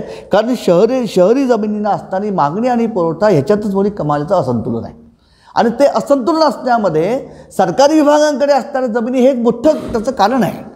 म्हणजे आत्ता हे जे विवरण शासनाने मागितलेलं आहे जमिनींचं, ते जर खरोखर आपल्या पुढ्यात आलं आणि ते जर पब्लिक डोमेनमध्ये आलं तर किती प्रमाणावरती लँड पार्सल्स ही मोठ्या शहरांच्यामध्ये उपलब्ध आहेत, त्यांचा वापर खरोखर निवासी गाळ्यांच्या निर्मितीसाठी कशा प्रकारे करता येईल, त्यातून शहरी बाजारपेठा म्हणजे जमिनीच्या बाजारपेठेमध्ये जमिनीचा पुरवठा लँड सप्लाय हा किती वाढेल, त्याचा खुल्या बाजारामधल्या किमतींवरती काय परिणाम होईल, त्याचा घरबांधणीच्या खर्चावरती काय परिणाम होईल, हे सगळं चित्र पालटून जाईल. त्यामुळे हा जो सरकारने तिसरा मार्ग यावेळी ठेवलेला आहे ॲसेट मॉनिटायझेशनचा, आणि त्याच्यात मुख्य भर हा सरकारी जमिनी, हा मला असं वाटतं एक महत्त्वाचा पैलू या अर्थसंकल्पाचा आहे. चौथा जो मुद्दा अर्थमंत्र्यांनी मांडलेला आहे की जो पुन्हा एका अर्थाने करेतर मार्ग आहे उत्पन्नाच्या वाढीचा, तो म्हणजे खाजगीकरणाचा, म्हणजे ज्याला आपण डिसइन्व्हेस्टमेंट म्हणतो, निर्गुंतवणुकीकरण.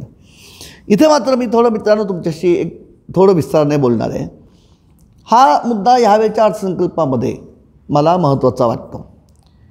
याचं कारण या चालू वित्तीय वर्षामध्ये 1,75,000 कोटी हे म्हणजे निर्गुंतवणुकीकरणामधनं जमा करण्याचं उद्दिष्ट सरकारने मांडलेलं आहे. आत्ता जे वित्तीय वर्ष चालू आहे, जे आता संपेल 31 मार्चला, या वर्षामध्ये जवळपास 2.25 लाख कोटी रुपये हे निर्गुंतवणुकीकरणाद्वारे जमा करण्याचं ध्येय किंवा उद्दिष्ट सरकारने ठेवलं होतं. लॉकडाऊनमुळे त्याचं रिवाईज बजेट हे 34,000 कोटीपर्यंत कमी करण्यात आलं, कारण झालंच नाही काही, म्हणजे ते आपण असाधारण वर्ष म्हणून सोडून देऊया. आपण जर गेल्या साधारण एक 10-12 वर्षाचा जर डेटा बघितला तर असं लक्षात येतं की अगदी अभावानेच निर्गुंतवणुकीकरणाचं ध्येय हे त्या वर्षात पूर्तीला गेलेलं आहे. आपण 2011-12 सालानंतरची आकडेवारी सतत जर बघितली तर एक 2012-13 हे एकच वर्ष असं आहे की ज्या वर्षी ज्या वित्तीय वर्षामध्ये जेवढे पैसे सरकारी मालमत्ते म्हणजे समभाग विकून कंपन्यांचे सरकारला उभारायचे होते ते उद्दिष्ट 100% पूर्ण झाल्याचं केवळ एक उदाहरण आहे. बाकी सगळी आकडेवारी जर आपण बघितली तर आपल्याला लक्षात येतं की बजेटमध्ये अर्थसंकल्पामध्ये जेवढं उद्दिष्ट सरकारने रुपयाच्या संदर्भात ठेवलेलं असतं की इतके रुपये सरकारी भांडवलाची विक्री करून आपण उभं करणार आहोत, त्याच्या साधारणपणे 40 ते 60% एवढंच ॲक्च्युअल रिअलायझेशन होतं. म्हणजे कधीही ते टार्गेट हे आपण पूर्ण करू शकलो नाही आहोत. आता ह्याच्यात मुख्य मुद्दा येतो तो असा येतो, आणि हा मुद्दा खऱ्या अर्थाने एका पातळीवरती सैद्धांतिक चर्चेचा पण आहे. तो असा आहे की एकदा आपण आर्थिक पुनर्रचना कार्यक्रम किंवा इकॉनॉमिक रिफॉर्म्स किंवा इकॉनॉमिक रिस्ट्रक्चरिंग, मी रिफॉर्म शब्द वापरत नाही कारण रिफॉर्म या शब्दाला एक स्वरूपतःच मुळी एक सकारात्मक टोन आहे की जो दरवेळीच तसा असेल असं नाही. म्हणून आर्थिक पुनर्रचना हा शब्द जास्ती न्यूट्रल आहे.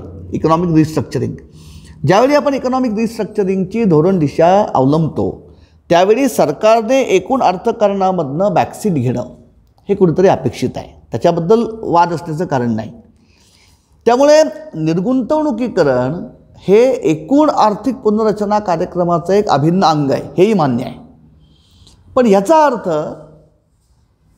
तूट भरून काढण्यासाठी सरकारी उद्योग विकून टाकायचे ह्यालाही अर्थ नाही. म्हणजे ज्याला आपण सैद्धांतिक म्हणतो की हा कुठेतरी एक व्हॅल्यू सिस्टीमचा प्रश्न येतो. बरं, निर्गुंतवणुकीकरणाबाबत आपण आजपर्यंत जर बघितलं तर हा तिढा आपल्याला कधीही सोडवता आलेला नाही आहे आणि तो सोडवता येणं अवघड पण आहे. तिढा असा आहे की ज्याचं उत्तर मागे एका पत्रकार परिषदेमध्ये खुद्द मला असं वाटतं तेव्हा यशवंत सिन्हा आपले माननीय अर्थमंत्री होते, त्यांनी याचं उत्तर दिलं होतं. त्यांना असंच पत्रकारांनी प्रश्न विचारला की तुम्ही सरकारने निर्गुंतवणुकीकरणाचं टार्गेट एवढं ठेवलं होतं आणि ते साध्य झालं नाही. ते असं म्हणले की इथे मुख्य प्रश्न असा आहे की जर एखादा सरकारी उद्योग हा फायद्यात चालत असेल तर त्याला गिऱ्हाईक असतं, कारण तो फायद्यात चालतो आहे. मग फायद्यात चालणारा सरकारी उद्योगातली भागभांडवल विक्रीला काढावं तर कोणी प्रश्न असा विचारतं की तो जर उद्योग नफ्यात चालला आहे तर तो विकायची गरज काय, आणि तोट्यात चालणारा उद्योग विक्रीला काढावा तर त्याला गिऱ्हाईकच नसतं, कारण तोट्यात चालणारा उद्योग कोण घेणार. म्हणजे निर्गुंतवणुकीकरणाचा जो प्रश्न आहे त्या प्रश्नाचं मग शेवटी उत्तर असं येतं की बंद पडलेले कारखाने विकले जात नाही आहेत. मग त्याच्यामध्ये जमीन, मालमत्ता, इमारती, यंत्रसामग्री नुसती पडलेली आहे, कामगार नुसते रिकामे बसून आहेत. मग त्यांना त्यांचं कॉम्पन्सेशन देऊन मोकळं करा आणि जी मालमत्ता तिथे गुंतलेली आहे त्या मालमत्तेची विक्री करून काहीतरी त्यातनं पैसा गोळा करा. ह्याला एक काहीतरी लॉजिक आहे. पण म्हणून निर्गुंतवणुकीकरण हा तूट भरून काढण्याचा मार्ग धरायचा का, याच्याबद्दल मलाही शंका आहे, अगदी फ्रँकली मी सांगतो. आणि मागे आपल्याला आठवत असेल तर मागे मला असं वाटतं अरुण शौरी ज्यावेळी वाजपेयी सरकारच्या काळामध्ये अर्थमंत्री होते तेव्हा हा मुद्दा विशेष करून गाजलेला होता. आणि त्याच्यानंतर मला जर माझे म्हणजे हे थोडं आपण चेक करा, पण हा मुद्दा अगदी सर्वोच्च न्यायालयापर्यंत गेलेला होता. आणि सर्वोच्च न्यायालयाने मग एके ठिकाणी असं मत प्रदर्शन केलेलं होतं की सरकारी तोट्यात जाणारे जे सरकारी उद्योग आहेत किंवा निर्गुंतवणुकीकरणाद्वारे सरकारच्या तिजोरीमध्ये जो निधी जमा होतो तो निधी केवळ वित्तीय तूट भरून काढण्यासाठीच वापरला जाता कामा नये. म्हणजे उलट्या दिशेने बघितलं तर तूट भरून काढायचे म्हणून उद्योग फुंकून टाका, असा हा मामला असता कामा नये. मला असं वाटतं ह्यावेळच्या अर्थसंकल्पामध्ये माननीय अर्थमंत्र्यांनी एक जी अत्यंत महत्त्वाची घोषणा केली ती ह्या संदर्भामध्ये महत्त्वाची आहे की यावेळी पहिल्यांदा सरकारने असं म्हटलेलं आहे की देशामध्ये आज जेवढे सरकारी उद्योग आहेत, मग ते राज्य सरकार, केंद्र सरकार कोणाच्याही ताब्यात असो, त्यांचं त्याच्यापैकी नफ्यात किती आहेत, तोट्यात किती आहेत, बंद किती आहेत, आजारी किती आहेत, ही सगळी वर्गवारी करून या सरकारी उद्योगांचंच मुळी निर्गुंतवणुकीकरण टप्प्याटप्प्याने करण्याचा एक रोडमॅप सरकार तयार करणार आहे, असा निदान मानस तरी अर्थमंत्र्यांनी या अर्थसंकल्पामध्ये जो व्यक्त केलेला आहे तो मला असं वाटतं स्वागतार्ह आहे. आणि म्हणून आत्ता हा कार्यक्रम ह्याच्या आधी झालेला आहे बरं का. वाजपेयींच्या काळामध्ये ज्यावेळी अरुण शौरी हे अर्थमंत्री होते त्यावेळी पहिल्यांदा अशा प्रकारचा ॲप्रोच हा घेतला गेला. म्हणजे 91मध्ये आपण आर्थिक पुनर्रचना कार्यक्रमाला सुरुवात केली. जवळपास 98-99पर्यंत म्हणजे सुधारणांचं पहिलं दशक जे आहे या दशकामध्ये कुठेही आपल्याकडे निर्गुंतवणुकीकरणाचं सुस्पष्ट असं धोरण वगैरे काही नव्हतं. तो प्रयोग पहिल्यांदा हा NDA सरकारच्या काळामध्ये केला गेला. आणि त्यावेळी असं झालं की एकूण जेवढे सरकारी मालकीचे उद्योग त्यावेळी भारतामध्ये कार्यरत होते अर्थव्यवस्थेमध्ये त्यांचं स्ट्रॅटेजिक आणि नॉन स्ट्रॅटेजिक अशा दोन गटात वर्गीकरण केलं गेलं की देशाच्या सुरक्षिततेच्या दृष्टीने मग ते अंतराळ संशोधन, अणुसंशोधन, लष्कर, या पॉवर असे जे महत्त्वाचे संवेदनशील उद्योग आहेत की संवेदन क्षेत्रामधले उद्योग आहेत त्यांचे वर्गवारी स्ट्रॅटेजिक पब्लिक एंटरप्राइजेस आणि नॉन स्ट्रॅटेजिक पब्लिक एंटरप्राइजेस असे पहिल्यांदा वर्गीकरण केलं गेलं.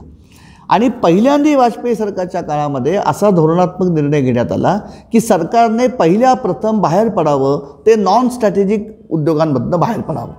म्हणजे निर्गुंतवणुकीकरणाचा कुठेतरी एक प्राधान्यक्रम हा तिथे ठरवण्यात आला की पहिल्यांदा कुठल्या उद्योगांचं भागभांडवल विक्रीला काढलं जावं तर देशाच्या सुरक्षिततेच्या दृष्टीने जे अव्वल नाही आहेत, ज्यातनं सरकारला बाहेर पडायला हरकत नाही, त्यांचं निर्गुंतवणुकीकरण पहिल्यांदा केलं जावं.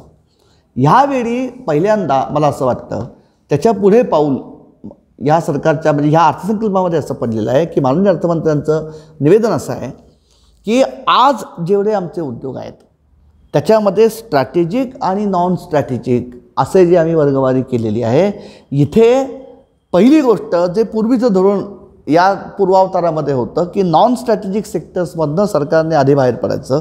म्हणजे निर्गुंतवणुकीकरण करत असताना नॉन स्ट्रॅटेजिक सेक्टर्समधले उद्योगांचं भागभांडवल आधी विकायचं आणि मग स्ट्रॅटेजिक उद्योगसुद्धा जे आहेत त्याच्यातसुद्धा जेवढे अत्यावश्यक आहेत तेवढेच उद्योग ठेवायचे, बाकीच्यांचंसुद्धा हळूहळू निर्गुंतवणुकीकरण करायचं.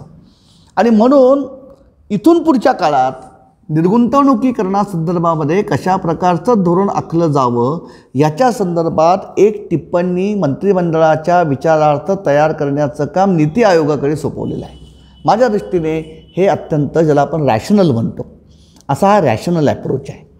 म्हणजे एकीकडे जी तुटीची समस्या आमच्यापुढे आवासून उभी आहे त्या तुटीवरती कुठेतरी आपण काय म्हणू नियंत्रण हे मिळवत असतानाच सरकारी उद्योगांचं काय करायचं आणि सरकारी उद्योगांच्यामध्ये जे भागभांडवल गुंतून पडलेलं आहे ते भागभांडवल मोकळं करून त्याचा वापर बाकीच्या गोष्टींकरता करण्याच्या दृष्टीने काहीतरी एक रोडमॅप आणि त्या रोडमॅपला पुन्हा काहीतरी एक लॉजिक.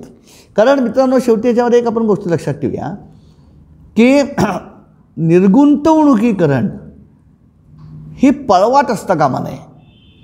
म्हणजे ज्यावेळी आम्ही असं म्हणतो की एक पहिली गोष्ट मी स्पष्ट करतो हां, निर्गुंतवणुकीकरण याचा अर्थ सरकारच्या मालकीच्या भांडवलाची 100% विक्री असा होत नाही.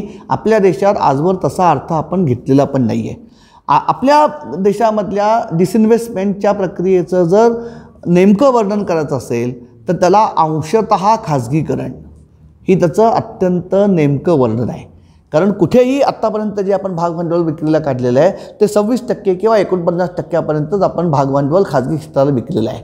म्हणजे अजूनही अप्पर हँड जो आहे म्हणजे मोठ्या भावाची भूमिका जी आहे ती अजूनही सरकारी क्षेत्राची आहे. पण मुळामध्ये मित्रांनो हे लक्षात घ्या आपण की हा जो निर्गुंतवणुकीकरणाचा किंवा अंशतः खाजगीकरणाचा हा जो पर्याय अवलंबला जातो याच्यामागे सुस्पष्ट हेतू असा आहे की केवळ सरकारी क्षेत्रामध्ये जे उद्योग आहेत त्या उद्योगांच्या व्यवस्थापनामध्ये जी ढिलाई येते आपाततः म्हणजे त्याच्यामध्ये संबंधित खात्याच्या प्रमुखाचा हस्तक्षेप, मुळात सरकारी निर्णय प्रक्रियेमध्ये होणारा वेळेचा अपव्यय, बऱ्याच वेळा घेतले जाणारे जे निर्णय असतात ते शुद्ध बाजारपेठीय तत्वाला अनुसरून घेतले गेले असतीलच असं सांगता येत नाही. सरकारी उद्योगांकडे सुरुवातीच्या काळामध्ये म्हणजे स्वातंत्र्यानंतरच्या काळात ज्यावेळी आपण पब्लिक सेक्टरबद्दल ज्याला आम्ही कमांडिंग हाईट्स असं त्या काळामध्ये म्हणायचो त्यावेळी रोजगार निर्मिती हे सुद्धा सरकारी उद्योगांचं एक उद्दिष्ट ठेवलं गेलेलं होतं. त्यामुळे अतिरिक्त नोकर भरती या सगळ्या परिस्थितीमुळे ज्या उद्योगांचं व्यवस्थापन कार्यक्षमतेने होऊ शकत नाही आणि म्हणून ज्यांना तोटा येतो अशा उद्योगांच्या व्यवस्थापनामध्ये खाजगी क्षेत्राचा सहभाग झाला की ते उद्योग सुधारून पुन्हा नफ्यामध्ये येतील. म्हणजे निर्गुंतवणुकीकरणाचा मूळ हेतू हा तोट्यात चालणारे शिस्तीचा अभाव असणारे सरकारी उद्योग पुन्हा आपल्या पायावर उभं करणं हा असला पाहिजे. सरकारी उद्योग तोट्यात चालला आहे म्हणून तो विकून टाका ही पळवाट झाली. मला असं कुठंतरी वाटतं ह्यावेळच्या अर्थसंकल्पामध्ये हा जो मानस सरकारने व्यक्त केलेला आहे की निर्गुंतवणुकीकरणासंदर्भामध्ये एक रोडमॅप सरकार तयार करणार आहे आणि त्याच्याकरता नीती आयोगाला एक टिपण सरकारने तयार करायला सांगितलं आहे. हे 4 मार्ग जे आहेत हे मी म्हटल्याप्रमाणे for resource mobilization without interfering with tax structure की कुठेही सध्याच्या कररचनेमध्ये बदल करायला वावच नाही आहे आणि जोपर्यंत आर्थिक वाढीची प्रक्रिया पुन्हा गतिमान होत नाही तोपर्यंत कर महसूल पण त्या प्रमाणामध्ये सरकारच्या तिजोरीमध्ये येऊ शकणार नाही. हे लक्षात घेऊन महसूल वाढीसाठी हे जे 4 पर्याय आत्ता अर्थमंत्र्यांनी नमूद केलेले आहेत हे माझ्या दृष्टीने अत्यंत योग्य आहेत.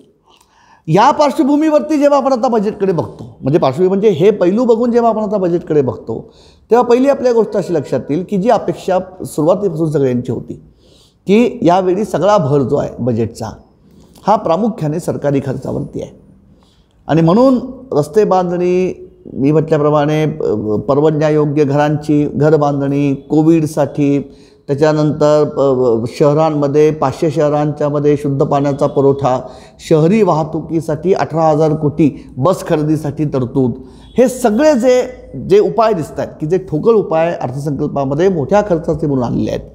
याचा एक स्पष्ट निर्देश असा आहे की इथून पुढच्या काळामध्ये किमान पुढची 2-1 वर्ष तरी अर्थव्यवस्थेचं पुनरुत्थान घडवून आणण्यासाठी ज्याला आम्ही फिस्कल पॉलिसी म्हणतो म्हणजे आपण जेव्हा पब्लिक फायनान्स शिकतो तेव्हा मी असं म्हणतो की ज्याला मी राजकोषीय धोरण म्हणतो सरकारचं फिस्कल पॉलिसी. या फिस्कल पॉलिसीचे there are 2 tools of fiscal policy, म्हणजे 2 उपकरणं या फिस्कल पॉलिसीची असतात. एक म्हणजे कर आणि दुसरं म्हणजे सरकारी खर्च. म्हणजे the government can intervene in the fiscal matters of the country by using either of the tools, की एकतर कर रचनेमध्ये बदल करायचे किंवा सरकारी खर्चाचा संपूर्ण जो ढाचा आहे तो बदलायचा. यावेळची चित्र असं दिसतं आहे की या अर्थसंकल्पामधनं असं एक स्पष्टपणे निर्देश येतो आहे की इथून पुढच्या काळामध्ये सरकारी खर्च हे जे फिस्कल पॉलिसीचं एक हत्यार आहे किंवा एक अवजार आहे ते सरकार जास्ती इफेक्टिव्हली वापरेल. कारण पर्यायच नाही. आता सरकार म्हणजे मुळात खाजगी क्षेत्र हे नॉन परफॉर्मिंग ॲसेटच्या सगळ्या गोष्टी म्हणजे तिढ्यामध्ये अडकून पडलेलं आहे.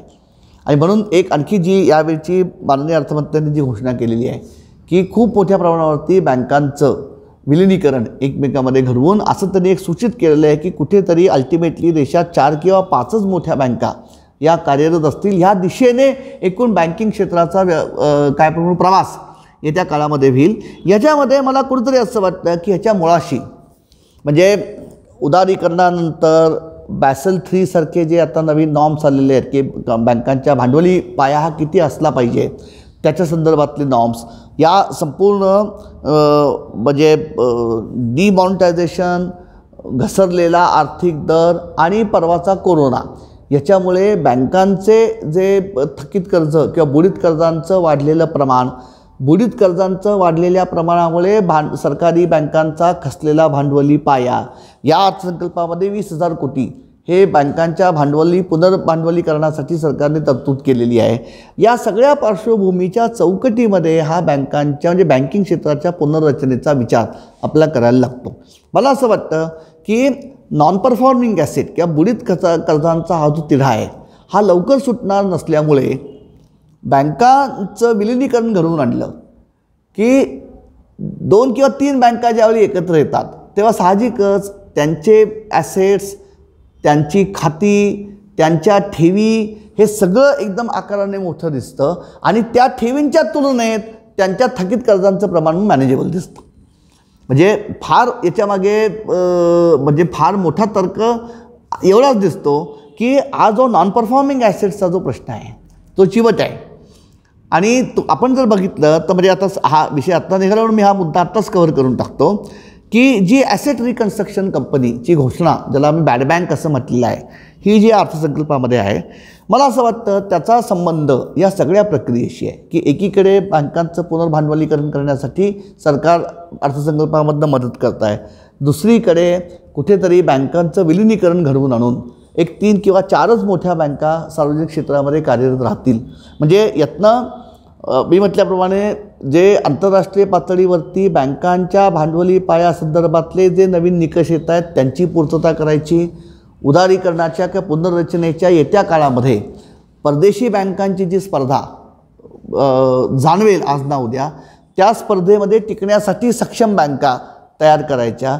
याच्या जोडीनेच हा जो थकीत कर्जांचा मुद्दा आहे त्या थकीत कर्जांचा बोजा हा लहान लहान बँकांवरती किंवा सुट्या बँकांवरती जेव्हा मोठ्या प्रमाणात दिसायला लागतो तर त्या बँका एकत्र करून मोठ्या पायावरती तो थकीत कर्जांचा बोजा हा सुसह्य बनवणं, हे जे मार्ग आहेत ह्याच्या जोडीने आता ही जी ॲसेट रिकन्स्ट्रक्शन कंपनी म्हणजे आज सरकारी बँकांचं जे एकूण थकीत कर्जांचं प्रमाण 13-14% आसपास आहे किंवा 11% आसपास नक्कीच आहे, यांचा तोडगा काढण्यासाठी ही नवीन संस्था निर्माण करणं हा जो सरकारचा मानस दिसतो. यातनं फक्त मला एवढंच वाटलं की कुठेतरी याच्यामध्ये एक अप्रत्यक्ष कबुली आहे सरकारची, आणि ती कबुली अशी आहे की हे जे आम्ही इन्सॉल्वन्सी आणि बँक्रप्सी ॲक्ट हा जो तयार केला आणि त्याच्याकरती हे जे NCLAT म्हणजे नॅशनल कंपनी आपलं tribunal, national company law tribunal, हे जे आम्ही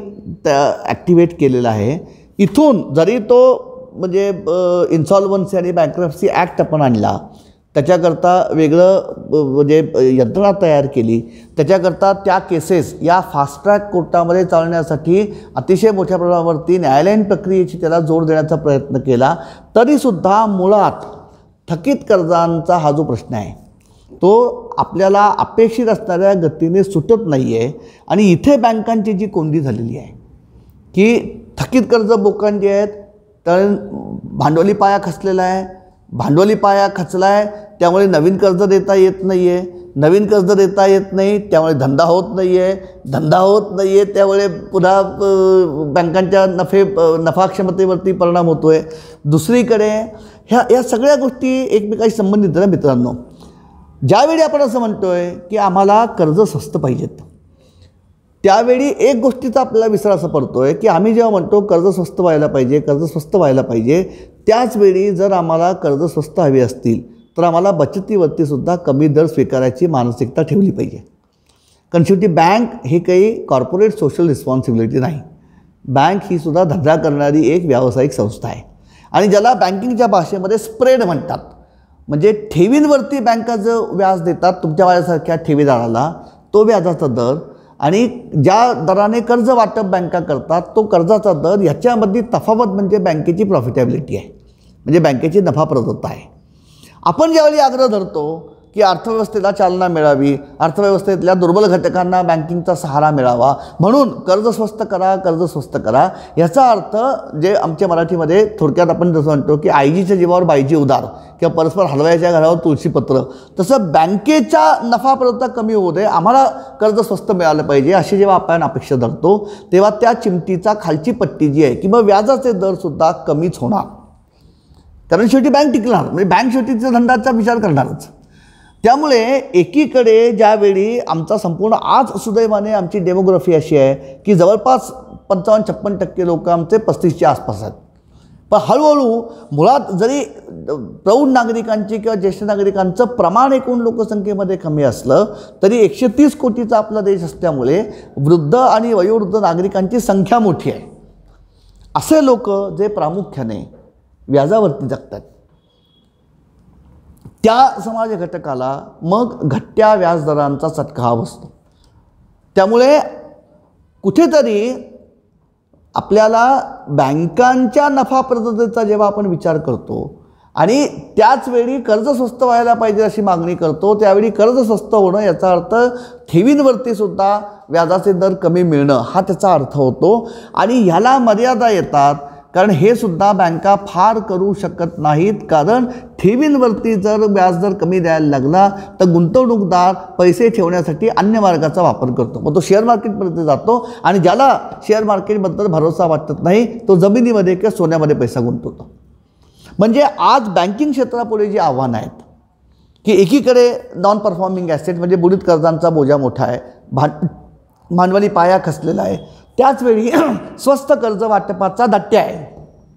आणि जर आम्ही स्वस्त कर्ज करायला लागलो तर ठेवींवरचे व्याजदर घटवण्याकरीच पर्याय नाही. आणि ठेवींवरचे व्याजदर जर घटवले तर बचत बँकेमध्ये येतच नाही.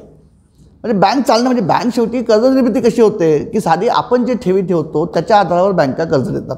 जर मुळात ठेवींचा ओघच कमी झाला तर बँक चालणारच नाही.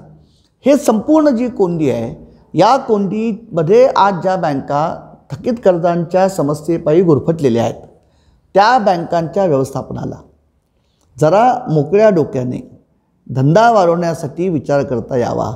आणि म्हणून हे जे थकीत कर्ज आहेत त्या थकीत कर्जांची सगळी प्रकरणं तिथून उचलून एका वेगळ्या संस्थेच्या हवाली करण्याकरता ही ॲसेट रिकन्स्ट्रक्शन कंपनी सरकारने प्रपोज केलेली आहे की बँकांचे जे मॅनेजर आहेत, बँकांमध्ये जे पदाधिकारी आहेत, त्यांनी आता निदान ह्या कर्जाच्या वसुलीच्या मागे जी त्यांची सगळी शक्ती आणि बुद्धी खर्च होती आहे ती करण्यापेक्षा ते काम आपण आउटसोर्स करूया, एका वेगळ्या संस्थेकडे ती सगळी प्रकरणं सोडूया. ती जी ॲसेट रिकन्स्ट्रक्शन कंपनी आहे की त्याला आपण बॅड बँक म्हटलेलं आहे ती त्याची काळजी घेईल. मग ती कोणती कंपनी आहे, ती का थकली आहे, तिची मालमत्ता किती आहे, तिचे देणीदार कोण आहेत, त्यांची देणी कोणत्या अटी शर्तींवरती घेतलेली आहे, ती नेगोशिएट करण्यामध्ये काय करायला लागणार आहे, ती समजा कंपनी विकून टाकायची ठरली तर किमतीमध्ये किती फटका बसणार आहे, ज्याला आम्ही ह्याच्यामध्ये ह्याच्या बँकिंगच्या भाषेमध्ये ज्याला आम्ही म्हणतो शेव ऑफ की किती कापलं जाणार आहे, हे सगळं जे आहे ही ती ॲसेट रिकन्स्ट्रक्शन कंपनी बघेल. म्हणजे बँकांचं आजचं जे नेतृत्व आहे ते नव्याने धंदा करायला, नवीन धंद्याचे मार्ग शोधायला, नवीन गुंतवणूकदार कोण आहेत, नवीन कर्जाची मागणी कोणाकडे आहे, नवीन कर्ज कशा प्रकारची हवी आहेत, ती कुणाला हवी आहेत, म्हणजे नवीन धंदा उत्पन्न करण्यासाठी बँकांचं मनुष्यबळ हे मोकळं राहावं. आणि त्याचवेळी ती थकीत कर्ज ही बँकांच्या ताळेबंदावरनं हटल्यामुळे बँकांचा ताळेबंद पुन्हा टवटवीत दिसावा म्हणून ही ॲसेट रिकन्स्ट्रक्शन कंपनी आता आपण स्थापन केलेली आहे. मी म्हटल्याप्रमाणे याच्यामध्ये फक्त एकच कबुली जबाब दडलेला आहे. तो असा आहे की जे नॅशनल कंपनी लॉ ट्रायब्युनल जे आहे NCLAT हे ज्या तडफेने, ज्या गतीने आणि ज्या परिणामकारकतेने कार्यरत होईल अशी अपेक्षा होती ते होत नाही आहे. म्हणजे इन्सॉल्वन्सी आणि बँक्रप्सी ॲक्ट आणूनसुद्धा पुन्हा आम्हाला ॲसेट रिकन्स्ट्रक्शन कंपनी नव्याने स्थापन करावी लागणं, याचा अर्थ थकीत कर्जांची ही जी समस्या आहे ही किती गुंतागुंतीची आहे, ही किती चिवट आहे, याचं एका अर्थाने हे द्योतक आहे. आणि म्हणून एकीकडे बँकांचं मर्जर होणं, दुसरीकडे बँक पुनर्भांडवलीकरणासाठी 20,000 कोटी तरतूद होणं, तिसरीकडे ॲसेट रिकन्स्ट्रक्शन कंपनी स्थापन करण्याची घोषणा होणं, आणि याच वेळी चौथी एक महत्त्वाची घोषणा ह्या संदर्भात या अर्थसंकल्पामध्ये झालेली आहे तीही तितकीच महत्त्वाची आहे. आणि ती घोषणा म्हणजे पुन्हा आम्ही पहिले पाढे 55 या न्यायाने, म्हणजे मी चांगल्या अर्थाने म्हणतो ज्याला आम्ही डेव्हलपमेंट फायनान्स इन्स्टिट्यूशन्स म्हणतो, ज्या एकेकाळी म्हणजे आता तुम्ही सगळे बहुतेक सगळे उदारीकरणाच्या युगातली सगळी तुम्ही तरुण मुलं आहात, कारण तुमचे सगळे बहुतेक तुम्ही सगळे 2000च्या नंतर तुमचा जन्म किंवा 90 नंतर निश्चितपणे झालेला आहे. 80च्या दशकामध्ये जेव्हा मी तुमच्या वयाचा होतो त्यावेळी आज ज्या 2 खाजगी क्षेत्रामधल्या बँका आमच्या परिचयाच्या आहेत, म्हणजे ICICI बँक आणि IDBI बँक, या डेव्हलपमेंट फायनान्स इन्स्टिट्यूशन्स म्हणूनच अस्तित्वामध्ये आलेल्या होत्या. म्हणजे ही जी ICICI बँक आहे, या ICICI बँकेची आई म्हणजे तिचा पूर्वावतार हा investment and industrial corporation of India, ICICI, investment capital and industrial corporation of India असं तिचं नाव होतं. आणि IDBI ही प्रामुख्याने industrial development bank of India म्हणून ही डेव्हलपमेंट फायनान्स इन्स्टिट्यूशन म्हणूनच स्थापन झालेली होती.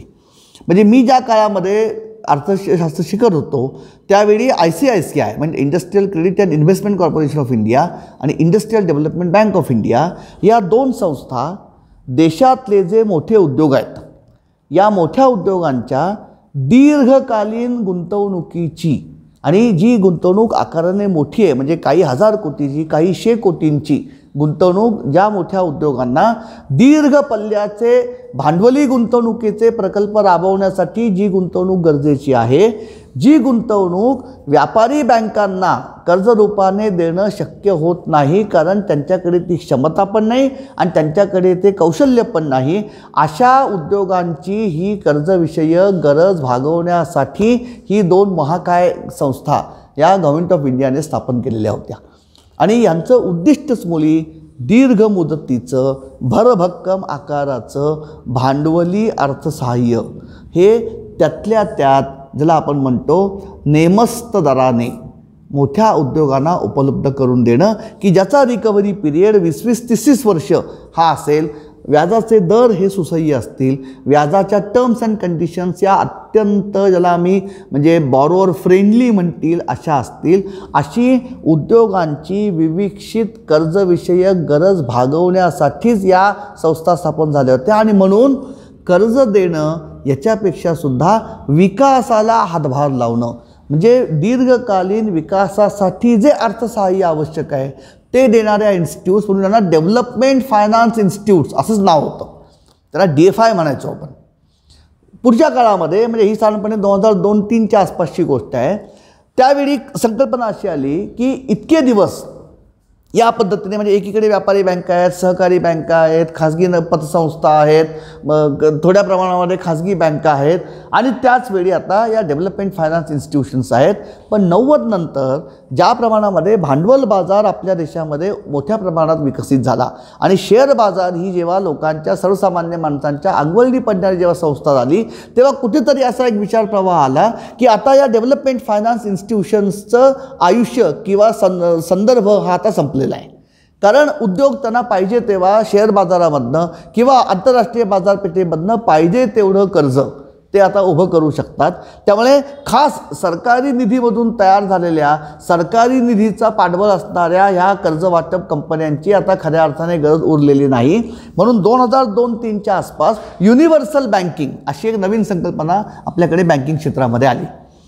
आणि युनिव्हर्सल बँकिंगचा अर्थ असा की अगदी रस्त्यावरच्या चहावाल्या स्टॉलवाल्या माणसापासून ते अगदी टाटा अंबानींसारख्या उद्योजकापर्यंत एकाच संस्थेच्या माध्यमातून वेगवेगळ्या लोकांच्या कर्जविषयक गरजा किंवा बँकिंग सेवाविषयक गरजा भागवणारी एक एकात्मक कंपनी स्थापन व्हावी म्हणून युनिव्हर्सल बँकिंग ही संकल्पना आली. आणि मग ICICIचं रूपांतर ICICI बँकेत झालं आणि IDBIचं रूपांतर IDBI बँकेत झालं. आज जवळपास 18 वर्षांनी आपण पुन्हा तिथेच जाऊन थांबलेलो आहोत की यावेळी केंद्र सरकारने अर्थसंकल्पामध्ये ही महत्त्वाची घोषणा केलेली आहे की सरकार आता पुन्हा डेव्हलपमेंट फायनान्स इन्स्टिट्यूशन्स तयार करणार आहे. याचा मी एक साधा ऑर्डिनरी विद्यार्थी म्हणून अर्थ असा लावतो की याचा अर्थ असा होतो आहे की ज्या पद्धतीने उदारीकरण पुढे सरकलं आहे, कारण जवळपास 30 वर्ष आता आर्थिक पुनर्रचना कार्यक्रमाला झाली, ज्या प्रमाणामध्ये भारतीय अर्थव्यवस्थेचं जागतिक अर्थव्यवस्थेबरोबरची जी गुंफण आहे ती जशी अधिकाधिक सघन होती आहे, जे मोठे भारतीय संघटित उद्योग जे आहेत त्या उद्योगांचा जागतिक बाजारपेठेमधला फूटप्रिंट जसा जसा वाढतो आहे आणि मग हे संपूर्ण जी लिंकेजेस आहेत म्हणजे मोठे उद्योग त्यांच्यावर अवलंबून असणारे लघु उद्योगांचे पूरक उद्योग ही जी उद्योगांची साखळी आहे या सगळ्या साखळीला ज्या तीव्र स्पर्धेचा मुकाबला करायला लागतो आहे ती स्पर्धा कुठेतरी आता अंगावर येते आणि त्या स्पर्धेमध्ये टिकण्यासाठी या उद्योगांना एका वेगळ्या प्रकारच्या आर्थिक कुशनची गरज आहे की जी आता व्यापारी बँका ही भागू शकत नाहीत आत्ता. मी त्याला पुन्हा बँकांचे थकलेली कर्ज हा एक भाग आहे. त्याचवेळी भांडवल बाजारामधली बदललेली परिस्थिती, जे इंटरनॅशनल कॅपिटल फ्लोज होते म्हणजे विशेषतः सबप्राईम क्रायसिसनंतर ज्या सगळ्या डॉलरमधल्या गुंतवणुकी तिसऱ्या देशामध्ये होत्या किंवा आशियाई देशांच्यामध्ये होत्या त्या सगळ्या पुन्हा अमेरिकेकडे परत गेल्या. म्हणजे आंतरराष्ट्रीय भांडवल बाजारामधली बदललेली परिस्थिती, देशी बाजारपेठेमधली बदललेली परिस्थिती, वाढलेली स्पर्धा, त्या प्रमाणामध्ये अर्थसहाय्याची बदलत असलेली गरज, एकीकडे व्याजाचे दर, एक लक्षात घेऊया आपण भारतीय अर्थव्यवस्था ही त्यातल्या त्यात महाग अर्थव्यवस्था आहे. आजही आपल्याकडे FDI बऱ्यापैकी येतो आणि तो प्रामुख्याने कर्जाऊ स्वरूपामध्ये येतो किंवा ज्याला आपण पार्किंग ऑफ फंड्स म्हणतो ते केले जातात कारण भारतीय अर्थव्यवस्थेमधला व्याजाचा दर हा तुलनेने अधिक आहे. म्हणजे आपण we are a high cost economy.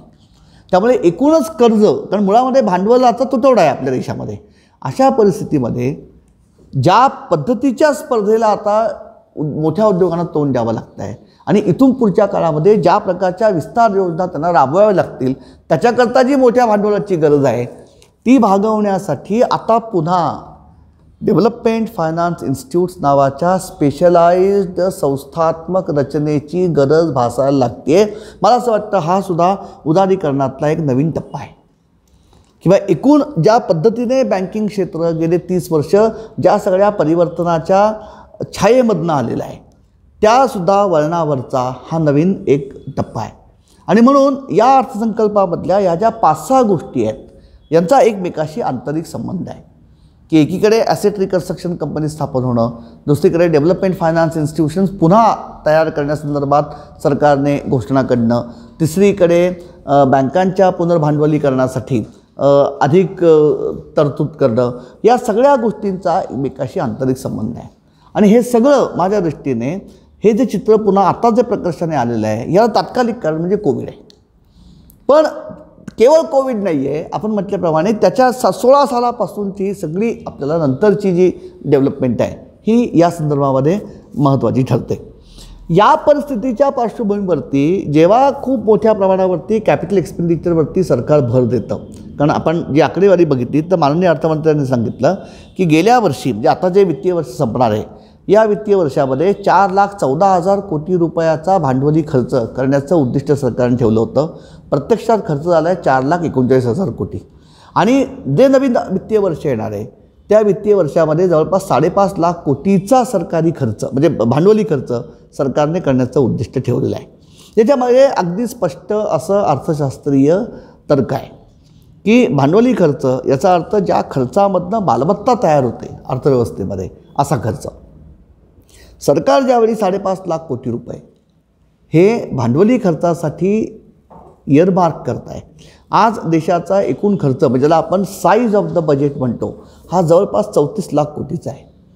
म्हणजे 34 लाख कोटीपैकी 5 किंवा 5.5 लाख कोटी रुपये हे भांडवली खर्चासाठी सरकार जेव्हा बाजूला ठेवत आहे तेव्हा एकूण खर्चाच्या जवळपास 14% खर्च हा भांडवली स्वरूपाचा होणार आहे. म्हणजे ज्यातनं अर्थव्यवस्थेमध्ये नवीन भांडवली क्षमता ही तयार होणार आहे किंवा तयार होण्याकरता आपण खर्च करणार आहोत.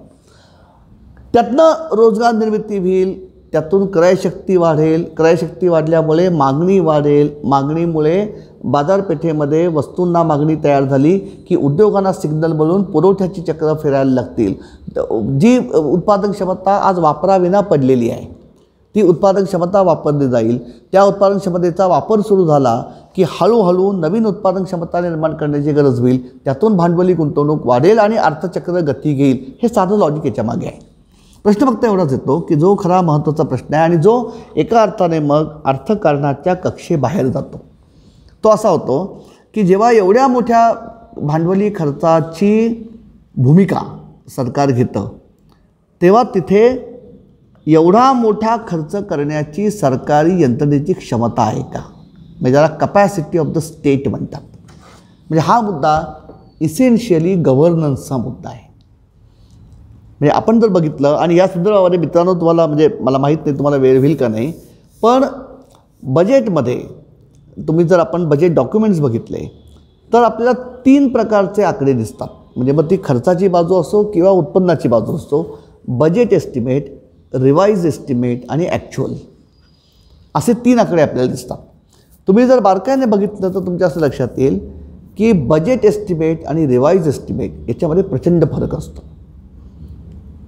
कारण याच्यामागचं लॉजिक साधं एवढं आहे, ही रिवाइज एस्टिमेट जी असतात ही साधारणपणे ऑक्टोबरमध्ये तयार केली जातात. म्हणजे 1 एप्रिलला जेव्हा नवीन वित्तीय वर्ष सुरू होतं आणि त्या वित्तीय वर्षामध्ये समजा आपण म्हणू की संरक्षणासारखं महत्त्वाचं खातं आहे, संरक्षणासाठी समजा आपण म्हणू 3 लाख कोटीची तरतूद अर्थसंकल्पामध्ये केलेली आहे. 1 एप्रिलला जेव्हा नवीन वर्ष सुरू होतं तेव्हा पहिले 6 महिने उलटून गेल्यानंतर म्हणजे 30 सप्टेंबरला जेव्हा पहिले 6 महिने वित्तीय वर्षाचे संपतात तेव्हा संपूर्ण यंत्रणेमध्ये बजेटचा आढावा घेतला जातो की संपूर्ण वर्षासाठी जेवढी वित्तीय तरतूद केलेली आहे त्याच्यापैकी पहिल्या 6 महिन्यामध्ये किती वापरली गेली. त्यावेळी असं लक्षात आलं की अनेक कारणांमुळे समजा आपण म्हणतो की संरक्षण आहे, संरक्षणामध्ये 3 लाख कोटीपैकी जेमतेम 50,000 कोटीच हे पहिल्या वर्षामध्ये म्हणजे पहिल्या 6 महिन्यात वापरले गेलेत. म्हणजे आपण 50-50% अशी डिव्हिजन धरली अगदी साध्या थंब रूलप्रमाणे तर अपेक्षा अशी होती की 1.5 लाख कोटी तरी पहिल्या 6 महिन्यामध्ये वापरले जावेत. तिथे फक्त 50,000 कोटी वापरले गेलेत. याचा अर्थ वर्षासाठी जी तरतूद केलेली आहे त्याच्यापैकी फक्त 1/6 तरतूद ही पहिल्या 6 महिन्यामध्ये वापरली गेली. मग आढावा असा घेतला जातो की उरलेले 2.5 लाख कोटी जे आहेत ते पुढच्या 6 महिन्यात खर्च होतील का. जर होणार नसतील तर मग आपण रिवाइज एस्टिमेट तयार करू. मग ते रिवाइज एस्टिमेट समजा आपण धरू 1,80,000चं होतं. म्हणून ओरिजिनल बजेट एस्टिमेट 3 लाख कोटीचं, रिवाइज एस्टिमेट 1,80,000 कोटीचं आणि मग खर्च आपल्याला कुठेतरी 90,000 किंवा 1 लाख कोटीचा दिसतो. हा जो फरक आहे बजेट एस्टिमेट आणि रिवाइज एस्टिमेटमधला याचा संबंध हा इसेन्शियली गव्हर्नन्सशी असतो की सरकारी यंत्रणेची क्षमता तेवढा खर्च करण्याची आहे का. म्हणून मला भीती अशी वाटते की सध्याची सगळी परिस्थिती जरी अभूतपूर्व असली तरी केवळ मोठ्या प्रमाणावरती भांडवली खर्च करून अर्थव्यवस्थेमध्ये जान फुंकायची, रोजगार निर्मिती करायची, क्रयशक्ती वाढवायची, त्यातून मागणी वाढवायची आणि अर्थव्यवस्थेला ऊब द्यायची, ही जी सरकारची धोरण दिशा आहे हा संपूर्ण भर जो भांडवली खर्चावरती किंवा एकूण सरकारी खर्चावरती जो आहे तो जर प्रत्यक्षामध्ये व्यवहारात उतरायचा असेल तर गव्हर्नन्सचा मुद्दा अत्यंत कळीचा ठरतो. आणि तो गव्हर्नन्स केवळ केंद्र सरकारचा नाही तर केंद्र सरकार, राज्य सरकार आणि स्थानिक स्वराज्य संस्था आणि 73व्या घटनादुरुस्तीनंतर ह्या तिन्ही स्तरांवरती सत्तेची विभागणी आपण आता घटनात्मक पद्धतीने मान्य केलेली आहे. आणि रस्ते असतील, पाणी असेल, सिंचन असेल, ऊर्जा निर्मिती असेल, प्राथमिक शिक्षण असेल, आरोग्य असेल, हे सगळे विषय हे प्रामुख्याने राज्यांच्या अखत्यारीतले आहेत. त्यामुळे केंद्र सरकारने अर्थसंकल्पामध्ये जरी वित्तीय तरतूद केली मोठी, तर ती तरतूद राज्यांकडनं उचलली जाणं आणि राज्यांनी ती प्रत्यक्षामध्ये वापरणं, इथे केंद्र सरकारचा गव्हर्नन्स, राज्यांच्या प्रशासनाचं कार्यक्षमता याच्याबरोबर कुठेतरी सत्तेच्या या तीनही स्तरांवरती अतिशय उत्तम सुसंवाद आणि समन्वय हा आवश्यक आहे. इथे प्रश्न मग केवळ अर्थशास्त्राचा राहत नाही, तो पॉलिटिकल इकॉनॉमीचा बनतो की मग ज्याला खऱ्या अर्थाने आम्ही कॉपरेटिव्ह फेडरलिझम म्हणतो, की केंद्रामध्ये एका पक्षाचं सरकार आणि राज्यांच्यामध्ये विविध वेगवेगळ्या पक्षांची सरकारं, हा जो मेळ आहे किंवा हा जो सत्तेचा संतुलन आहे, यातनं सत्तेच्या तीनही स्तरांवरती समन्वय राखला जाणं, त्यातून सुसूत्रता कारभारामध्ये येणं, त्यातून केलेली तरतूद प्रत्यक्षपणे प्रभावीपणे कार्यक्षमतेने वापरली जाणं आणि त्यातून अर्थव्यवस्थेला चालना मिळणं, हे मग खूप मोठं आव्हान आपल्या पुढे उभं राहतं. त्यामुळे ह्या बजेटच्या बाबतीमध्ये त्यातल्या त्यात काय आपण म्हणतो काळजीचा मुद्दा हा आहे की आम्ही 5 लाख कोटीचा भांडवली खर्च करण्याचं उद्दिष्ट ठेवलेलं आहे, पण सरकारी यंत्रणा तितकी कार्यक्षम पद्धतीने ही राबवणं आपल्याला शक्य होईल का? कारण ते जर केलं नाही तर संपूर्ण अर्थव्यवस्थेचं पुनरुत्थान जे आहे त्याच्यावरती शंकेचं सावट येतं. शेवटचे 2-3 मुद्दे जे आहेत ते फक्त मी आपल्याशी मांडतो, कारण त्याचाही संबंध ह्याच गोष्टीशी आहे. तो असा आहे की ज्या आर्थिक राष्ट्रवादाचा मुद्दा आपण म्हणतो की एकूण संपूर्ण आपली दिशा जी आहे, म्हणजे अर्थमंत्र्यांनी सुद्धा त्यांच्या भाषणामध्ये आत्मनिर्भर भारत 2, आत्मनिर्भर भारत 3 अशा 2-3 पॅकेजेसचा उल्लेख केला. जरी करांच्या रचनेमध्ये सरकारने फार बदल कुठेही केलेला नसला, म्हणजे जवळपास नाहीच केला, तरीसुद्धा आपण जर बघितलं तर अनेक गोष्टींवरचं आयात शुल्क हे वाढवलेलं आहे. कुठेतरी मला असं वाटतं हे ती जी एक सरकारची धोरण दिशा आहे की आधी मेक इन इंडिया, मग आत्मनिर्भर भारत आणि एकूण जो आर्थिक राष्ट्रवादाची जी एक लहर आहे किंवा लाट आहे त्याच्याशी सुसंगत हे धोरण आहे. म्हणजे मी असं म्हणत नाही आहे की महसूल गोळा करणं हा कररचनेची फेररचना करण्याचा एक उद्देश आहेच, त्याच्याबद्दल वादच नाही. त्याचवेळी अनावश्यक आयातीला कुठेतरी पायबंद घातला जावा. आयात ही जास्तीत जास्त तर्कशुद्ध किंवा रॅशनल असावी, हाही हेतू त्याच्यामागे आहे.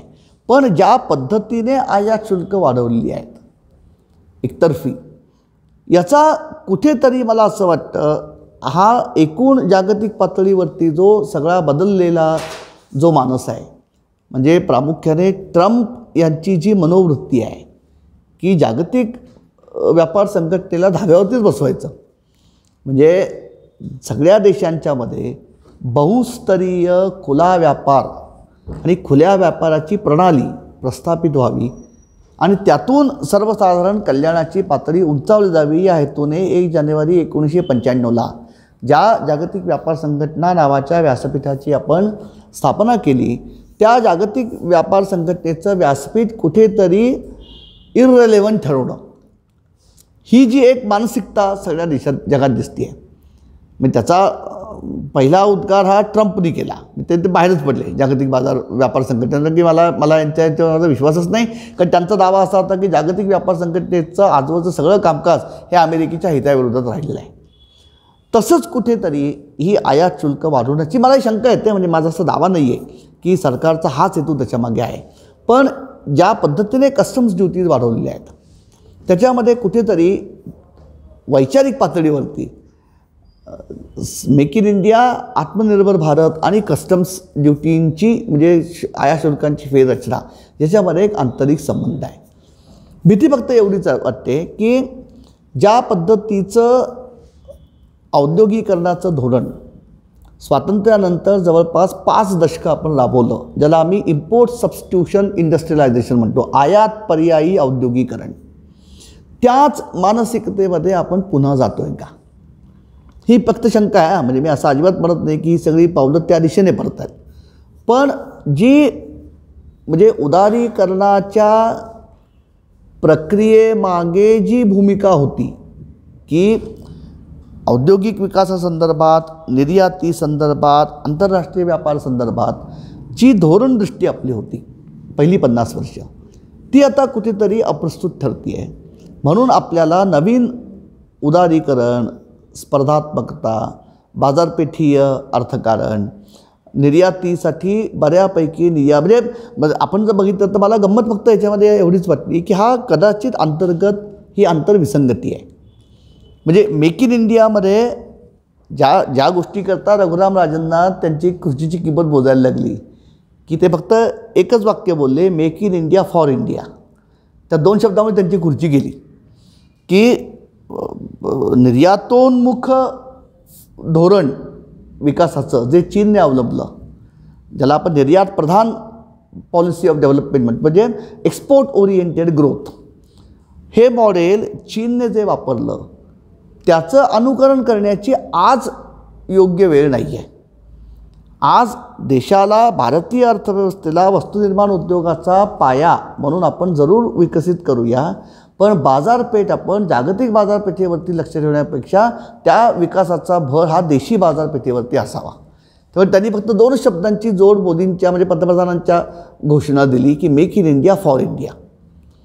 अशा अवस्थेमध्ये अधिकृत आमचं धोरण असं आहे की आज चीनी अर्थव्यवस्था ज्या स्थित्यंतरामधनं जाते आणि चीनमधनं अनेक कारणांमुळे जे बहुराष्ट्रीय कंपन्या हळूहळू पर्यायी जागेच्या किंवा पर्यायी लोकेशनच्या शोधामध्ये आहेत ते भारतामध्ये यावेत आणि कुठेतरी जागतिक वस्तुनिर्माणाचं उत्पादन केंद्र म्हणून भारतीय भूमीचा पर्याय उपलब्ध व्हावा किंवा पर्याय निर्माण व्हावा अशी जी आपली भूमिका आहे त्याच्याशी विसंगत हे धोरण आहे.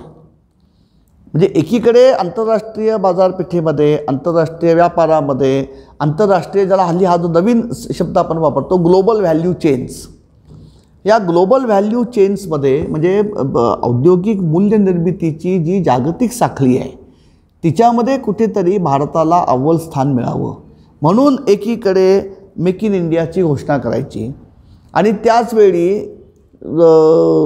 आयात शुल्क वाढवून त्या ग्लोबल व्हॅल्यू चेन्सच्या फायद्यापासून आपल्याला वंचित राखायचं. ह्याच्यामध्ये कुठेतरी धोरणांमध्ये अंतर्गत विसंगती जाणवते असं माझं मत आहे.